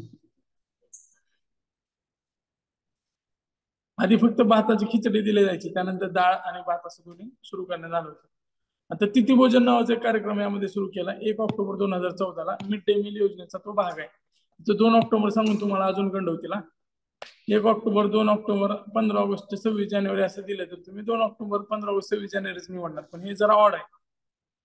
तिथी भोजन मध्ये काय तर प्रायोगिक स्वरूपात गुजरातमध्ये तो यशस्वीरित्या लागू करण्यात आला आणि परत तो संपूर्ण देशात सुरू करण्यात आला. आता तिथी म्हणजे काय तर विशेष दिवशी असेल ना, तिथी काय रोजच नसते, त्या तिथीनुसार म्हणजे काही वेगळ्या विशेष दिवशी. तर त्यावेळेस काय करणार तर मुलांसाठी पोषण निरोगी अन्न देण्यासाठी धार्मिक धर्मदायी संस्थांचा यामध्ये मदत घेतली जाणार आहे. सण आणि उत्सव या विशेष दिवशी मुलांना विशेष आहार द्यायचा, ते त्याचा उद्दिष्ट आहे. म्हणजे समजा आता कुठला तर सण असेल त्यावेळेस पुरणपोळी असेल, किंवा मग समजा दिवाळी असेल तर फराळ असेल. दिवाळीला तर सुट्टीच असते शाळांना, पण त्याच्या आसपास कुठलं जे सणा दिवशी जे विशेष जेवण आहे ते त्यांना दिलं जाईल. आता ह्याची वेगवेगळी नावं बघा. आसाममध्ये याला संप्रीती भोजन अशा नावानं चालू ते राबवलं जाते. हिमाचल प्रदेशमध्ये धाम, महाराष्ट्रामध्ये स्नेहभोजन. आपण सहलीला जाताना त्या झाडाखाली असं गोल करून बसायचं, त्याला स्नेहभोजन कार्यक्रम सांगितलेला असेल. स्नेहभोजन म्हणजे काय, सगळ्यांनी मिळून केलेलं जेवण. पंजाबमध्ये प्रीती भोज, तर ती पंजाबच्या IPL ची टीम प्रीती जिंटाची, लक्षात ठेवा, प्रीती भोज. पुदुच्चेरीमध्ये अन्नदानम, राजस्थानमध्ये उत्सव भोज, आणि कर्नाटकमध्ये असलेलं नाव आहे शालिगामी नाव न्यू. कन्नड वाचून नाही, शालिगामी नाव न्यू, हे कर्नाटकमध्ये. आता पुढे प्रधानमंत्री पोषण शक्ती निर्माण योजना 2021 आली. योजनेचा कालावधी 21 ते 26 आहे. याच्यामध्ये MDM असेल त्याचं रूपांतर राष्ट्रीय योजना PM पोषण शक्ती निर्माण योजनेमध्ये करण्यात आलंय. त्याचं जी टॅगलाईन आहे ते इन्शुरिंग न्यूट्रिशन इनकरेजिंग एज्युकेशन, म्हणजे पोषणाची पण आम्ही काळजी घेतोय आणि शिक्षणाला सुद्धा प्रोत्साहन देतोय, असं त्याचा अर्थ होतोय. PM पोषण योजनेतले प्रमुख घटक काय तर पहिल्यांदा तर पूरक पोषण असणार. सगळ्यात महत्वाचं काय, पूरक पोषण. जे ऍस्पिरेशनल डिस्ट्रिक्ट आहेत त्या जिल्ह्यातील मुलांना अॅनिमियाचा उच्च प्रादुर्भाव असलेल्या मुलांसाठी पूरक पोषणाची तरतूद आहे. महत्वाकांक्षी जिल्हा योजना ऍस्पिरेशनल डिस्ट्रिक्ट आपण ग्रामीण विकास मध्ये बघतोय. परत तर त्याच्यामध्ये असे जिल्हे निवडलेले आहेत जिथं विकास कमी आहे, कुपोषण वगैरेच्या जास्त समस्या आहेत आणि सामाजिक दृष्ट्या ते जिल्हे मागास आहेत. तर त्या जिल्ह्यामध्ये अॅनिमियाचं सुद्धा प्रमाण आहे. अॅनिमिया म्हणजे काय तर रक्तासंदर्भात तो आजार आहे. RBC पण कमी असतात, RBC वगैरे कमी असतात. एवढं कंप्लीट करतो. तर त्यासाठी काय सांगितलं तर आहार ठरवण्याचा अधिकार राज्यांना दिलाय, कारण त्या राज्याच्या मागणीनुसार आहार असणार आहे. त्यामध्ये फक्त गहू, तांदूळ, कडधान्य, भाजीपाला नाही तर इतर गोष्टीसाठी सुद्धा निधी उपलब्ध करून देण्याचे केंद्रावरचे निर्बंध मूलतः काढून दिलेले आहेत. म्हणजे काय, राज्याच्या मेनूमध्ये दूध किंवा अंडी यासारखा घटक समाविष्ट केला तर केंद्र ते देणार नाही, तर ते राज्यांना उचलायचा आहे तो. म्हणजे जर राज्याने ठरवलं की अंडी द्यायची तर तो खर्च आहे तो राज्यच उचलेल, असं त्यामध्ये सांगण्यात आलेलं आहे. आता पोषण शक्ती निर्माण मध्ये आहे ना, अजून काय काय गोष्टी त्याने सांगितलेल्या आहेत की पोषण उद्यान मध्ये 2 गोष्टी होतील. एक तर मुलांना निसर्ग आणि बागकामाचा अनुभव होईल, आणि भाजीपाल्यांचे बगीचे शाळेच्या मागे विकसित केले जातील. बघा गावात बऱ्याच शाळा आहेत, त्याला मोठी जागा असते, ग्राउंडच्या बाजूला वगैरे जागा असते. त्या जागेत जर भाज्या लावल्या तर एक तर मुलांना ऑर्गॅनिक आणि ताजी भाज्या मिळतील, आणि दुसरे त्यांना आवड पण निर्माण होईल त्या बागकामाची किंवा भाजीपाला तयार करण्यात. त्यांचा वेळ पण चांगला युटिलाइज होईल. महिला आणि NGOचा सुद्धा त्यामध्ये सहभाग घेतलेला आहे. जर समजा स्थानिक महिला स्वयंसहायता गट असतील किंवा शेतकरी उत्पादक संस्था असतील, त्यांना प्रोत्साहन देण्याकरता पारंपरिक खाद्यपदार्थांना प्रोत्साहन देण्यासाठी मदत केली जाईल. आता समजा तुम्ही पुण्यात आहेत तर पुण्यामध्ये जे पारंपरिक खाद्यपदार्थ येतात, आता पुण्याच्या आजूबाजूला उगवल्या जाणाऱ्या ज्या भाज्या असतील त्यालाच प्रोत्साहन द्यायचं. नागपूरमध्ये गेलं तर त्या साईडला वेगळ्या भाज्या असतील, मराठवाड्यात वेगळ्या भाज्या येतात. आपल्या जर सोलापूरमध्ये गेलं तर तिथं धान्य वेगळे, तर तिथल्या लोकांना ते घ्यायचं आणि आतापर्यंत कसं असायचं तर सेंट्रलाइज व्यवस्था असायची. तुम्ही डाळ आणि तांदूळ हेच वापरायचं. तांदूळ इकडच्या साईडला पश्चिम महाराष्ट्राच्या साईडला तो कमी होतो, तिकडं ज्वारीचं प्रमाण जास्त आहे. तर त्या अन्न पदार्थाचा उपयोग त्याच्यामध्ये करता येईल का ह्याचा विचार करायचा आहे. त्यासोबत ज्या स्वयंसहायता गट आहेत, महिला बचत गट आहेत, त्यांना पण यामध्ये सहभागी करून घ्यायचं. म्हणजे अन्न शिजवण्यासाठी जे टेंडर वगैरे असतात तर ते सेल्फ हेल्प ग्रुपला द्यायसाठी प्रयत्न करायचा. त्याचं सोशल ऑडिट सुद्धा करण्यात येईल. महाविद्यालय आणि विद्यापीठाच्या विद्यार्थ्यांकडून तपासणी करण्याची देखील योजना आहे. तुम्ही गावात बघत असाल की ते टीसीचे किंवा MSW चे स्टुडंट येऊन काय तर असं सर्वे करत असतात, त्यांच्या अभ्यासाचा तो भाग असतो. तर या विद्यार्थ्यांची मदत घेऊन त्यांना सोशल ऑडिट करण्याची जबाबदारी सुद्धा दिली जाईल. तिथी भोजन आता आपण बघितलंच आहे. मिड डे मीलची UP योजना आहे. त्याच्यामध्ये काहीतरी एखादी धार्मिक किंवा धर्मदाय संस्था असेल किंवा एखादी NGO असेल किंवा CSR फंड मधून एखादी कंपनी असेल, त्या मुलांसाठी एका दिवसाचं भोजन, विशेष भोजन अरेंज करेल. त्याला तिथी भोजन म्हणतात. 2014ला सुरू झाले. नंतर DBT पारदर्शकता राखण्यासाठी आणि त्या योजनेमधला भ्रष्टाचार कमी होण्यासाठी तिथं जे काम करणारे आहेत त्यांना स्वयंपाकाच्या खर्चाचे थेट लाभ DBT द्वारे दिलं जाईल आणि मानधनाची जी रक्कम आहे ती स्वयंपाकी आणि मदतनीस यांच्या थेट अकाउंटवर जमा केली जाईल. त्यामुळे जे मधले लूपहोल्स आहेत ते कमी होतील आणि जो भ्रष्टाचार होतोय तो सुद्धा कमी होईल. सर्वसमावेशक पोषण योजनेचे उद्दिष्ट संपूर्ण पोषणावर लक्ष देण्याचे आहे. त्यामध्ये स्थानिक पातळीवर उगवलेल्या पारंपरिक खाद्यपदार्थाच्या वापरास प्रोत्साहन दिलं जाणार आहे. आणि त्यामध्ये काय सांगितलं परत की केंद्र त्याचा खर्च उचलणार नाही. जर तुम्हाला एक्स्ट्रा दुसरं काय द्यायचं असेल तर त्याचा खर्च राज्यानेच उचलायचा. QR कोड आहे तो स्कॅन करून अजून ती वेबसाईटवरून तुम्ही माहिती बघू शकताय. नंतर उडान योजना, उडान नावाच्या बऱ्याच योजना आहेत. तर 2014 मध्ये उडान ही योजना सुरू झाली आहे, जी अंमलबजावणी CBSE मार्फत केली जाते. आता ही उडान योजना कशासाठी CBSE आहे. तर CBSE काय करेल, CBSEचं जे कार्यक्षेत्र आहे ते 12वी पर्यंत, हे तुमच्या डोक्यात आलं पाहिजे पहिले. CBSE 12वी पर्यंतच काम करते. तर इंजिनिअरिंग कॉलेजमध्ये प्रवेश मिळवण्यासाठी मुलींना प्रोत्साहन द्यायचं. Mentoring of girl students to compete for admission of premier engineering colleges. त्यासाठी कोचिंगची गरज असणार आहे. IIT, JEE ऍडव्हान्स या परीक्षा देण्यासाठी तर 1000 विद्यार्थ्यांची निवड केली जाईल. उडान योजना CBSE राबवते आणि त्यामार्फत त्यांना चांगल्या IIT, IIM, NIT सारख्या संस्थांमध्ये प्रवेश मिळवण्यासाठी प्रयत्न केला जातोय. तर 10वीच्या परीक्षेत 70% आणि गणित विज्ञान विषयात जे 80% मिळाले अशा 1000 मुलींची निवड केली जाते. त्यांना IIT, JEE आणि JEE ऍडव्हान्स या परीक्षांची ट्रेनिंग दिली जाते. त्यानंतर प्रगती ही योजना जी आहे AICTE मार्फत सुरू करण्यात आलेली आहे. AICTE कशासाठी असणार आहे परत, टेक्निकल एज्युकेशन. एका कुटुंबातील कमाल 2 मुलींना या योजनेचा लाभ मिळतोय. 16 लाखापेक्षा कमी वार्षिक उत्पन्न असणार आहे त्या कुटुंबातील मुलींना हा लाभ दिला जाईल. ज्या मुलीने इंजिनिअरिंग डिग्री किंवा डिप्लोमासाठी प्रवेश घेतला हे लक्षात ठेवा, कारण AICTE फक्त टेक्निकल साठी काम करते. हे जरा मला चेंज करावं लागेल, थांबा एक मिनिट, प्रिंटिंग मिस्टेक आहे. हे कट करा, 6 पण नसेल, हे कट करून टाका.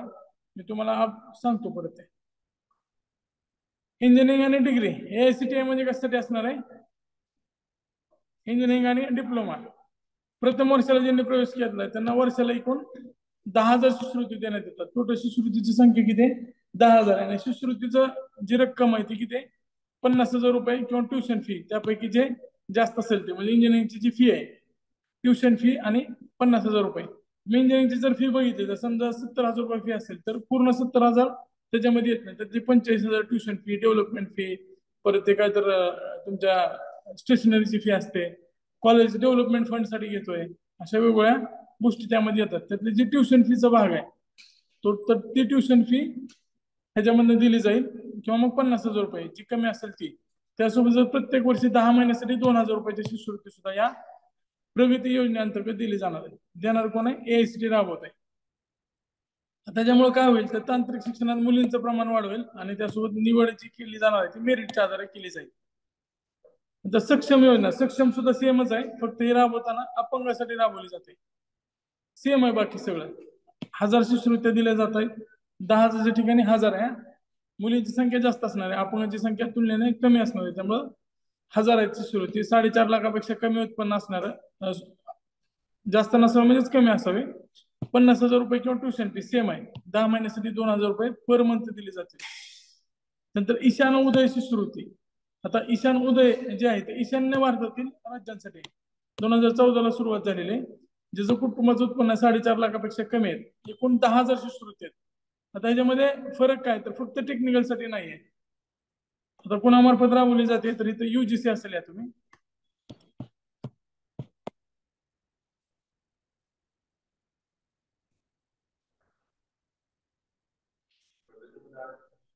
8 लाख आहे ना, इथं प्रगतीला 8 लाख आहे.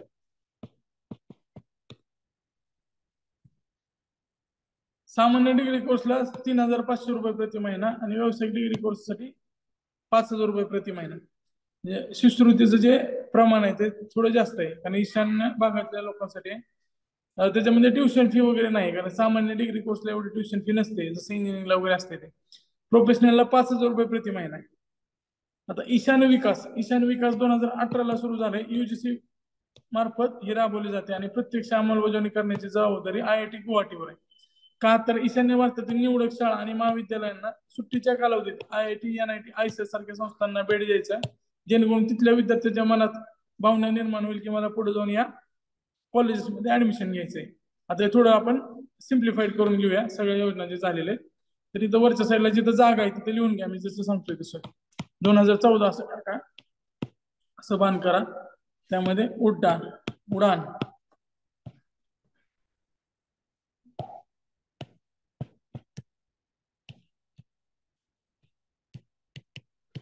जेई लिहितोय. जेई सारखे कुठलेही कोर्स असतील, आधी AIEEE होता, आता सध्या जेई म्हणजे समजते ना सगळ्यांना. तर जेई कशासाठी असते, इंजिनिअरिंग साठीच असते.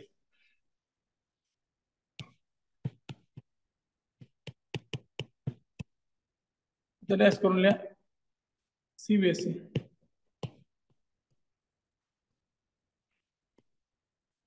नंतर पुढे लिहा प्रगती.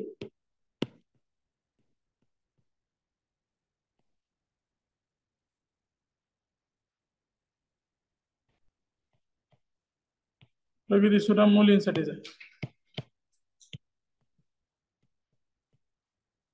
ह्याच्यामध्ये इंजिनिअरिंग किंवा डिप्लोमा आहे. कोण राबवत आहे? AICTE.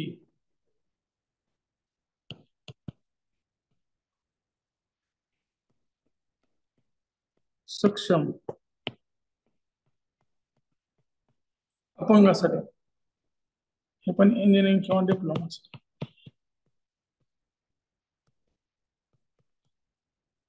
कोण राबवत आहे?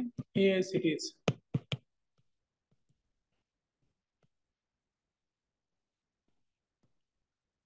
त्याच्यानंतर पुढं ईशान उदय.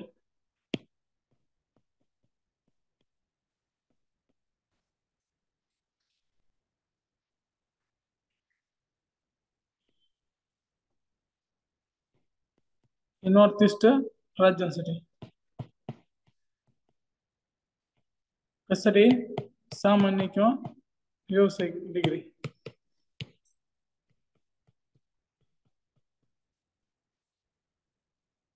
कोण राबवत आहे? UGC. ईशान्य विकास वेगळेच आहे. हे सगळे 2014 आलेले 4 योजना आहेत. 4 योजना जोड्या लावायला पण येऊ शकतात, कोण राबवत आहे ह्यासाठी पण येऊ शकतात, किंवा कुणासाठी ह्याच्यावर पण प्रश्न येऊ शकतो.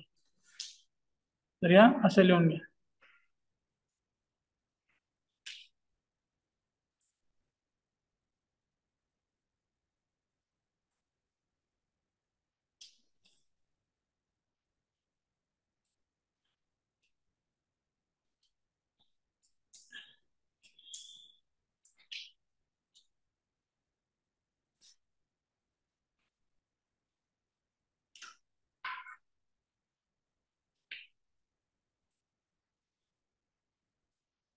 पुढे जाऊया आपण आता.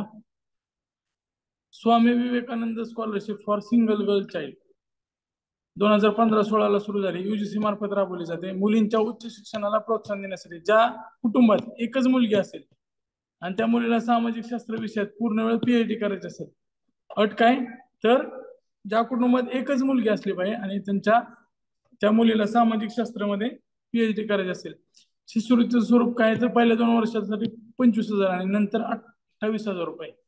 त्यासाठी अट काय? तर मुलीचे वय 40 वर्षापेक्षा कमी असले पाहिजेत आणि आरक्षित गटातील मुलीचे वय 45 पर्यंत असेल तरी चालेल. 5 वर्षाचं रिलॅक्सेशन आहे. तर Swami Vivekananda scholarship for single girl child, एकच मुलगी पाहिजे, त्याला भाऊ पण नसला पाहिजे. सामाजिक शास्त्र विषयात जर त्याला पीएचडी करायची असेल तर त्याला मग 25,000 आणि 28,000 रुपयाची शिष्यवृत्ती आहे. आता Pandit Madan Mohan Malviya national mission on teachers and teaching. आता ह्याच्यामध्ये काय? 14 ते 17च्या दरम्यान ती राबवली जाणार होती. एकात्मिक शिक्षक शिक्षण कार्यक्रमावर लक्ष केंद्रित करते. होलिस्टिक टीचर्स टीचिंग प्रोग्राम आहे हा. त्याच्यामध्ये सेवापूर्व आणि सेवेतील शिक्षक त्यांचा समावेश होतो आणि त्यांच्या व्यावसायिक गरजा. त्याच्यामध्ये काय काय उपयोजना? तर ते बघा, लीडरशिप फॉर अकॅडमिक्स प्रोग्राम, ह्याच्यामध्ये लिप नावाचा प्रोग्राम आहे. लिप लक्षात ठेवा, लीडरशिप फॉर अकॅडमिक्स प्रोग्राम. 3 आठवड्याचा नेतृत्व विकास प्रशिक्षण कार्यक्रम आहे. नंतर फॅकल्टी इंडक्शन प्रोग्राम, FIP म्हटलं जातं त्याला, FIP फॅकल्टी इंडक्शन प्रोग्राम. ह्याच्यामध्ये केंद्रीय आणि राज्य विद्यापीठातील जे प्रशिक्षक आहेत आणि शैक्षणिक कर्मचारी आहेत त्यांना प्रशिक्षित करण्याची योजना आहे. फॅकल्टी इंडक्शन ट्रेनिंग म्हणजे काय असतं? तर ह्याला तुम्हाला नवीन कौशल्य आत्मसात करण्यासाठी ट्रेनिंग दिली जाते. त्यानंतर केंद्रीय अर्थसहाय्यित तांत्रिक संस्था असेल, पदवी PG महाविद्यालय असेल किंवा नव्याने समाविष्ट झालेले विद्यापीठ शिक्षक असतील, त्यांना सुद्धा जी सध्याची जी माहिती आहे, कंटेम्पररी टेक्नॉलॉजी आहे, तिचं प्रशिक्षण दिलं जात आहे. आता ही सगळं जे कार्यक्रम असणार आहे ते पूर्ण निवासी असणार आहे. त्याचे मॉडेल पूर्ण करण्यासाठी साधारण 150 ते 200 तासाचा प्रोग्राम सुरू केलेला आहे. त्यामध्ये प्रोजेक्ट वर्क आणि फील्ड वर्क सुद्धा समावेश असेल.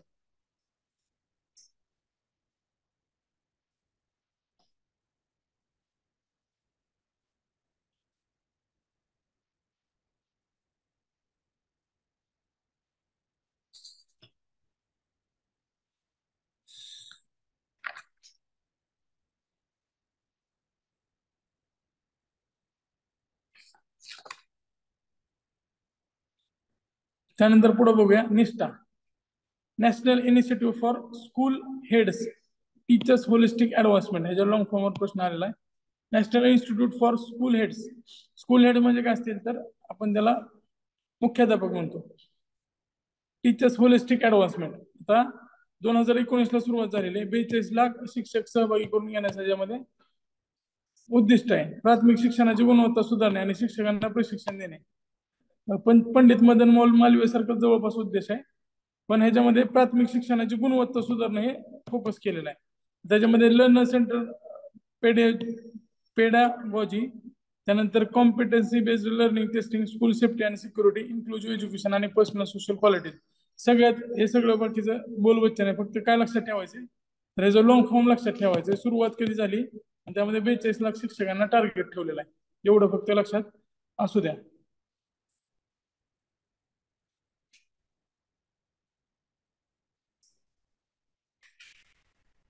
आता प्रौढ शिक्षण कार्यक्रम आहे. प्रौढ शिक्षण कार्यक्रम म्हणजे सुरुवातीच्या काही गोष्टी इथं वरच्या साईडला लिहून घ्या. 1952 हुमायूं कबीर समिती,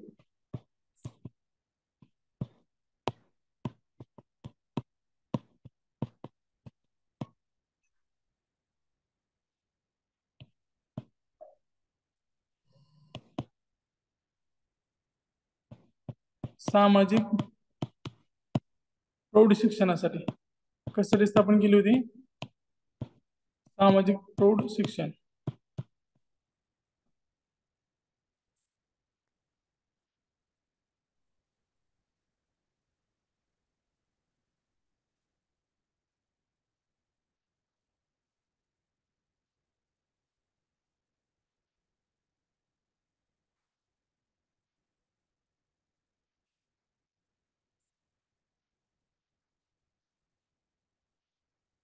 1956 ला काय झालं?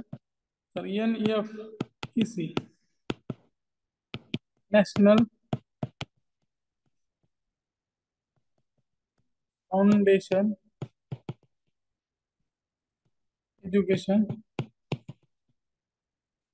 सेंटर आपण त्याची स्थापना करण्यात आली. त्यानंतर 1959 इयर एंड रिव्ह्यू रिपोर्ट मध्ये आलं होतं. जर प्रश्न आले तर ह्याच्या आसपासच काहीतरी येणार आहे. 59 ला जर डिटेल मध्ये प्रश्न गेले तर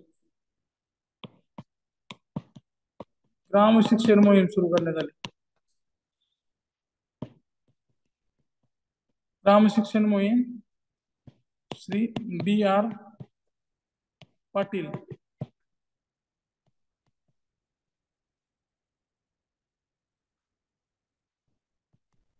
यांच्या प्रेरणेने सुरू केली.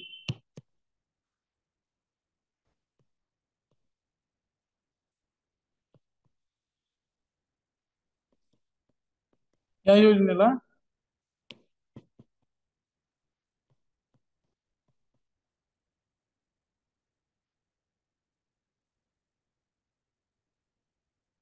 या योजनेमध्ये काय होतंय आधी या योजनेमध्ये ग्रामीण भागात 4 महिन्याचा साक्षरता कार्यक्रम राबवला जातो. क्रियापद लिहायची गरज नाही, जण कळलंच तुम्हाला. 4 महिन्याचा साक्षरता कार्यक्रम यासाठी युनेस्को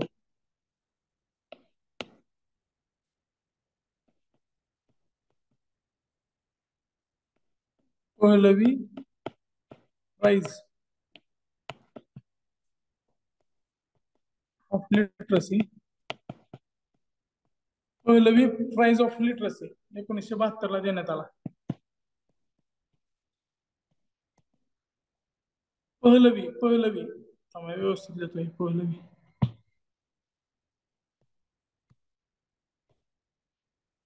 वेगळ्या कलर मध्ये लिहितो लाल असल्यामुळे.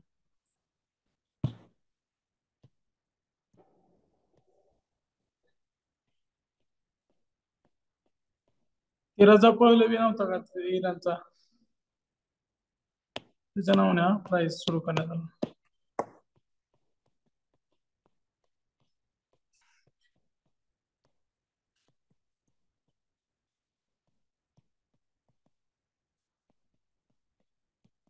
ग्राम शिक्षण मोहीम समजली. त्याच्यामध्ये 4 महिने ग्रामीण भागात लिटरसी प्रोग्राम आयोजित केला जायचा आणि यासाठी त्याला पहलवी प्राइज ऑफ लिटरसी 1972 मध्ये दिला गेला. खूपच जास्त डिटेल मध्ये गेला तर येऊ शकतो याच्यावर प्रश्न.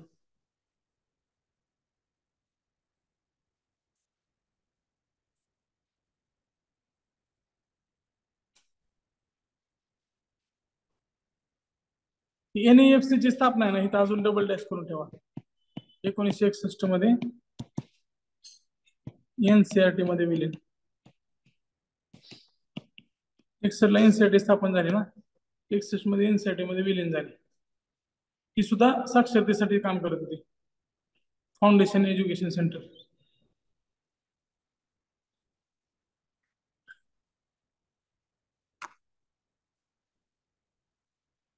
आता प्रौढ शिक्षण कार्यक्रम ह्याचा इतिहास खूप जुना आहे. आपण बघतोय की 52 पासून आहे. ह्युमन समिती सुरुवात झाली. आता 52 ला सामाजिक शिक्षण योजना सुद्धा आली. ग्राम शिक्षण मोहीम 1959 चे. ठीक आहे, बघूया आपण. 52 ची सामाजिक शिक्षण योजना आहे. राष्ट्रीय प्रौढ शिक्षण कार्यक्रम 88. 88 ला राष्ट्रीय साक्षरता मिशन. त्यानंतर पुढं 78 नंतर किती झालं, 10 वर्ष नाही. त्यानंतर पुढं 2009 ला डायरेक्ट साक्षर भारत आहे. प्रतिभाताई पाटीलने त्या साक्षर भारत कार्यक्रमाला झेंडा दाखवून त्याची सुरुवात केली होती. 2014 ला परत साक्षरतेचे जे निकष आहेत ते बदलले. डिजिटल लिटरसी फोकस मध्ये आले. त्यामुळे 2014 ला NDLM आली. त्यानंतर PMG दिशा आली. याच्यामध्ये डिजिटल साक्षरता वगैरे एकत्रित केली होती.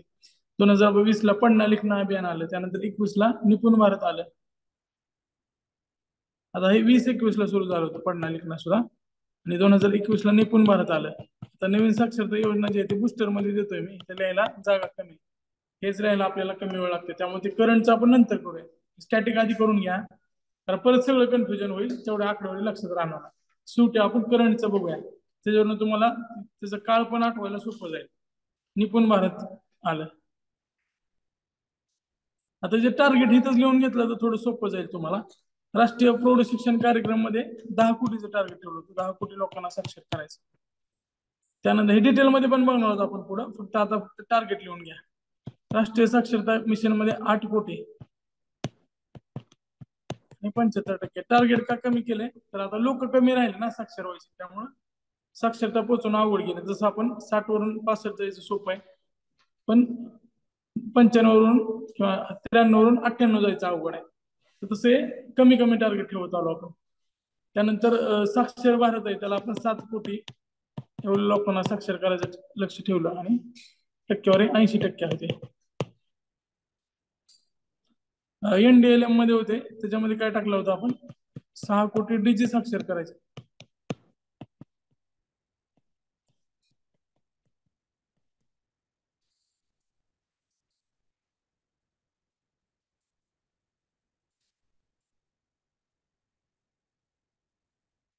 आता निपुण भारत आपण बघितलंय.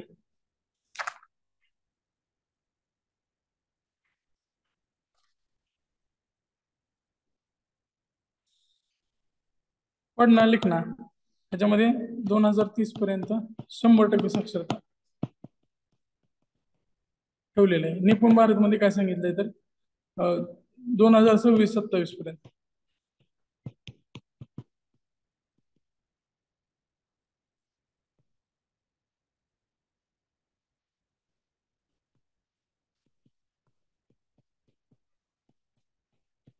तिसरीपर्यंत साक्षरता प्राप्त करा.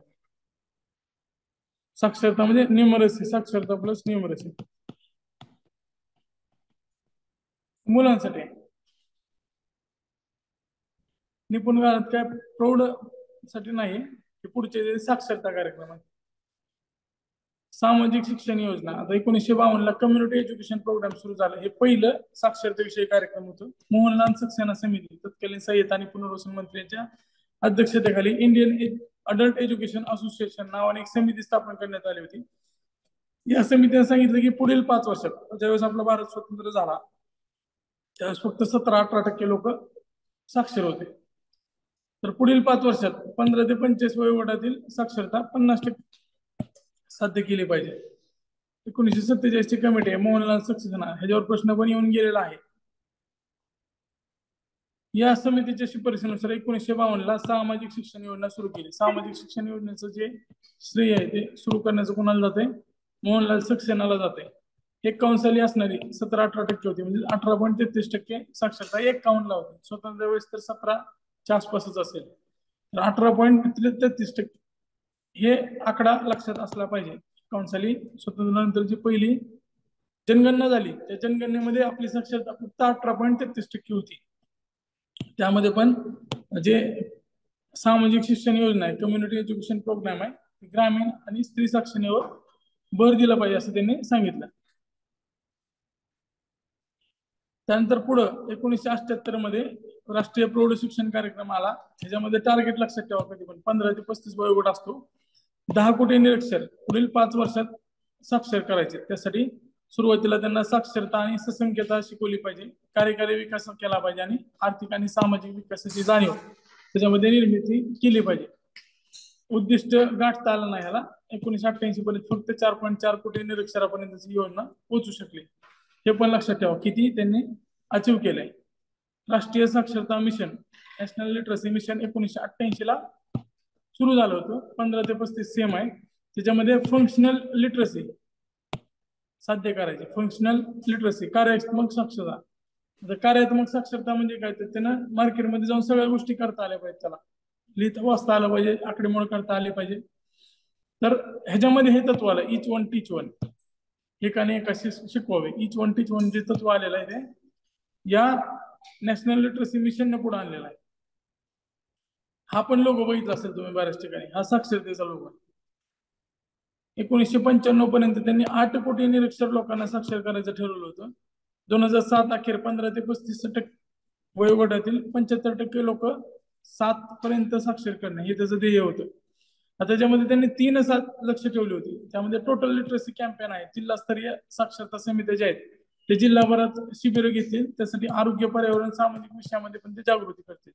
आता एकदा ते साक्षर झाले तर त्यानंतर काय करायचं, तर पोस्ट लिटरसी प्रोग्राम असेल, मूलभूत साक्षरता त्यांना प्राप्त झाली तर त्यानंतर त्यांच्या ज्ञानात भर टाकण्यासाठी कौशल्य विकास योजना राबवली जातील. मग त्यामध्ये शिवणकाम असेल, मेहंदी असेल, रांगोळी असेल, त्यानंतर त्यांना काय स्वयंपाक शिकवण्यासाठीच्या काही गोष्टी असतील, बाकीच्या पण कुठल्याही स्किलच्या गोष्टी आहेत त्या सगळ्या त्यामध्ये असतील. ते महिला असतील तर त्यांच्यासाठी वेगळे कोर्सेस आहेत, जे काम करतात सध्या त्यांचे स्किल वाढवण्यासाठी वेगळे कोर्सेस आहेत. कंटिन्युटी, तर त्यानंतर सीईपी, पीएलपी नंतर सीईपी, कंटिन्युइंग एज्युकेशन प्रोग्राम, मूलभूत आणि विकासात्मक शिक्षण घेतल्यानंतर त्यांना निरंतर शिक्षण देणे, ग्रंथालय, वाचनालय, माहिती केंद्र यामधून त्यांचं शिक्षण आणि वाचन चालू राहील यासाठी प्रयत्न करायचे. म्हणजे त्यांना फक्त साक्षरच बनवायचं नाही तर कार्यात्मक साक्षर बनवायचे, ते स्वतःचा रोजगार सुद्धा मिळवू शकतील. आता त्यामध्ये रिडिंग, रायटिंग आणि अर्थमॅटिक, इथं डब्ल्यू ला आरच कन्सिडर केले त्यांनी, 3R, रिडिंग, रायटिंग आणि अर्थमॅटिक, यामुळे साक्षर व्यक्तीला अनेक ठिकाणी काम उपलब्ध होऊ शकेल. त्याला कार्यात्मक साक्षरता म्हणतात. कार्यात्मक साक्षरता म्हणजे काय, तर रोजगार उपलब्ध करून देणारी साक्षरता. 2002 अखेर राष्ट्रीय साक्षरता मिशनने 12.75 कोटी लोकांना साक्षर बनवले. त्यामध्ये 60% स्त्रिया, 23% एससी आणि 12% एसटी होते. हे महत्वाचं आहे आपल्याला. जरी तुम्हाला असं विचारलं की प्रौढ शिक्षण कार्यक्रम एवढा यशस्वी ठरला नाही, मात्र जो पुढचा राष्ट्रीय साक्षरता कार्यक्रम आहे त्याच्या टार्गेटपेक्षा जास्त यशस्वी ठरलाय तो. 12.75 कोटी लोकांना त्यांनी साक्षर बनवलेलं आहे. नंतर साक्षर भारत अभियान 2009 ला आला. 8 सप्टेंबर 2009 ला राष्ट्रीय साक्षरता मिशनचे रूपांतर साक्षर भारत अभियान या योजनेमध्ये करण्यात आले. आधीच जे राष्ट्रीय साक्षरता अभियान आहे, नॅशनल लिटरसी मिशन, त्याचं रूपांतर केलं. ह्याच्यामध्ये प्रौढ साक्षरतेसोबतच स्त्री साक्षरतेवर फोकस केला होता.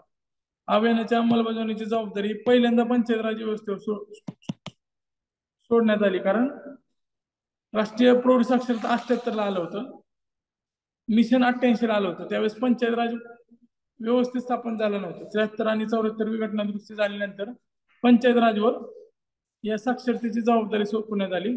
सध्या 2019 मध्ये 410 जिल्ह्यामध्ये साक्षर भारत योजना सुरू आहे. त्यापैकी 35 जिल्हे हे लेफ्ट विंग एक्स्ट्रीमिझम मध्ये येत आहेत, अतिडाव्या विचारसरणीमध्ये येत आहेत. 2001च्या जनगणनेनुसार प्रौढ स्त्री साक्षरता 50% किंवा त्यापेक्षा कमी असणारे जिल्हे त्याला फोकस केलेला आहे, आणि लेफ्ट विंग एक्स्ट्रीमिझम असणारे जिल्हे असे 410 जिल्हे फोकस केलेले. प्रौढ साक्षरता वाढवणे त्याचे बेसिक उद्दिष्ट आहे. त्यासोबतच पोस्ट लिटरसी प्रोग्राम, त्यानंतर स्किल डेव्हलपमेंट आणि वोकेशनल एज्युकेशन, ज्यामुळे त्यांना कार्यात्मक साक्षरता प्राप्त करता येईल. आता ह्याचं जे टार्गेट आहे ते परत कमी झालंय, 7 कोटी लोकांना साक्षर करणे असं त्यामध्ये ठरवण्यात आले. 80% आपली प्रौढ साक्षरता पूर्ण झाली पाहिजे. जो गॅप आहे स्त्री आणि पुरुषातला तो 10% पेक्षा कमी करायचा आहे, आणि साक्षरतेत लैंगिक, सामाजिक, प्रादेशिक विषमता दूर करायची आहे. त्याच्यानंतर पढना लिखना अभियान, कोरोनामुळे याला खूप वेळ झाला. 2018 मध्ये जी सुरुवात होणार होती, 19-20च्या बजेटमध्ये त्याची घोषणा पण झाली, पण कोरोना आणि लॉकडाऊन नंतर त्या गोष्टी पुढे गेल्या. 21-22 मध्ये शेवटी याला 250 कोटी रुपयाची तरतूद केली. ह्याचं जे ध्येय आहे ते खूप मोठं आहे. 2030 पर्यंत 100%, आता आपण ठरवलं की 100% साक्षरता मिळवायची. 4 महिन्याच्या साक्षरता शिबिराच्या माध्यमातून बेसिक लिटरसी कॉम्पोनंट राबवला जाईल. हा कार्यक्रम ग्रामीण आणि शहरी दोन्ही ठिकाणी राबवला जाणार आहे. ही साक्षरता कार्यक्रम आहे तो ग्रामीण आणि शहरी दोन्ही ठिकाणी आहे. त्याच्या अंमलबजावणीसाठी वेगवेगळ्या शाळा, कॉलेज, एनसीसी यांचा सहभाग घेतला जाणार आहे. आता ही जी पढना लिखना अभियान आहे त्याच्यामध्ये आदिवासी, दुर्गम भाग, कारागृह महत्वाचं आहे. जेलमध्ये सुद्धा साक्षरता कार्यक्रम राबवला जाईल. झोपडपट्ट्या यामध्ये सुद्धा तंत्रज्ञानाचा वापर करून साक्षरता कार्यक्रम राबवले जाणार आहे. आतापर्यंत डिजिटल गोष्टींचा एवढा समावेश झाला नव्हता, मात्र आता ई मटेरियल, मोबाईल ऍप्स आणि बरेच काही वापरून दर्जेदार शिक्षण दिलं जाईल. आता आपला फोकस कशावर असणार आहे, लेफ्ट विंग एक्स्ट्रीमिझम ते कमी झालं आता, त्याचा एवढा प्रश्न राहील ना. आता जे मागास भाग आहेत, मागास जिल्हे, ऍस्पिरेशनल डिस्ट्रिक्ट, हा आता फोकस असणार आहे. ट्रायबल आणि फॉरेस्ट एरिया असतील, स्लम्स असतील, मायनॉरिटी पॉकेट्स असतील आणि कारागृह असतील. कारागृह नवीन ऍड केला हे लक्षात ठेवा, आपल्याला वाटणार नाही. मग कारागृहाच्या साक्षरतेवर पढना लिखना अभियानमध्ये फोकस करण्यात आलेला आहे. ह्याच्या देखरेखीसाठी नॅशनल सेंटर फॉर लिटरसी नावाची संस्था उभारली जाणार आहे. म्हणजे फोकस कशावर करेल, फक्त साक्षरतेवर करेल, नॅशनल सेंटर फॉर लिटरसी. कारण आपल्याला 2030 पर्यंत 100% साक्षरता प्राप्त करायची आहे. National curriculum framework for literacy, जसं आपण एनसीईआरटी अंतर्गत बाकीचा अभ्यासक्रम सुरू करतो. तसंच एनसीईआरटी अंतर्गतच हा national curriculum framework for literacy प्रौढ शिक्षणासाठी सुरू करण्यात येणार आहे. त्यानंतर प्रधानमंत्री ग्रामीण डिजिटल साक्षरता अभियान पीएमजी दिशा 2016-17 मध्ये सुरू करण्यात आला. त्याच्या आधी 2014 मध्ये national digital literacy mission NDLM सुरू करण्यात आला होता. त्यानंतर दिशा डिजिटल साक्षरता पण सुरू केला आणि या दोन्हींना एकत्रित करून पीएमजी दिशा 2016-17 मध्ये सुरू करण्यात आला. दिशा आणि NDLM या दोन्हींना एकत्रित करून पीएमजी दिशा नावाचा नवीन योजना सुरू करण्यात आली. यामध्ये रिडिंग रायटिंग अर्थमेटिक तर आहेच, हे दोन जुने कंपोनंट आहेत, पण याच्यासोबत नवीन डिजिटल लिटरसी या आधुनिक युगातील चौथ्या आदर्श संबंधित साक्षरता वाढवण्यासाठी पीएमजी दिशा काम करते. आता ह्याच्यामध्ये जे टार्गेट दिले होते ते काय, तर प्रत्येक कुटुंबातील किमान एक व्यक्ती डिजिटल साक्षर झाला पाहिजे. डिजिटल साक्षर म्हणजे काय, त्याला ईमेल वगैरे पाठवणे असे बेसिक गोष्टी आलेच पाहिजे. त्यासोबत त्याला आर्थिक व्यवहार डिजिटल स्वरूपात करता आले पाहिजे. 6 कोटी ग्रामीण लोकांना डिजिटल साक्षर करणं हे त्याचं उद्दिष्ट आहे. आता ह्याच्यामध्येच ग्रामीण नाव आहे, त्यामुळं आधीच्या योजना ज्या होत्या त्या ग्रामीण शहरीसाठी होत्या, पण ह्या पीएमजी दिशा ग्रामीण आहे. ग्रामीणसाठी अंगणवाडी सेविका, आशा, अधिकृत रेशन वितरक यांच्यावर विशेष भर आहे. कारण रेशन दुकानावर आता पॉईंट ऑफ सेलचा वापर होतोय, POS चा. माल घेताना मग तुम्हाला ते डिजिटली या गोष्टी माहित पाहिजेत, तर तुम्ही व्यवहार करू शकताय. त्यामुळे डिजिटल क्षेत्रात सक्षमीकरण होईल आणि डिजिटल जे ट्रान्झॅक्शन आहे ते सुद्धा वाढवतील. 14 ते 60 वयोगटातील ग्रामीण व्यक्तींना आधीचं जे टार्गेट असायचं ते 15 ते 35 असायचं. आधीचं किती असायचं, 15 ते 35, 14 ते 60 हे लक्षात ठेवा. ग्रामीण व्यक्तींना 20 तासाचं किमान 10 दिवस आणि कमाल 30 दिवस डिजिटल प्रशिक्षण दिलं जाईल. त्यामध्ये मोबाईल हाताळणं, डिजिटल आर्थिक व्यवहार करणं, म्हणजे तुम्ही UPI, फोन पे वापरून पैसे पाठवणं, इंटरनेट हाताळणं, ईमेल वाचणं, पाठवणं या गोष्टी करता येतील. 6 कोटी लोकांचं टार्गेट ठेवलेलं आहे. 2020-21 पर्यंत 3.73 कोटी लोक फक्त डिजिटल साक्षर होते. यापैकी 2.74 कोटी लोकांना प्रमाणपत्र दिली होती. आता हे पण लक्षात ठेवायची गरज नाही. आर्थिक प्लॅनिंगमध्ये जे येईल ते आपण बघूया. जर बजेटमध्ये आलं तर याच्यावर प्रश्न येईल, नाहीतर याच्यावर प्रश्न आता येणार नाहीये.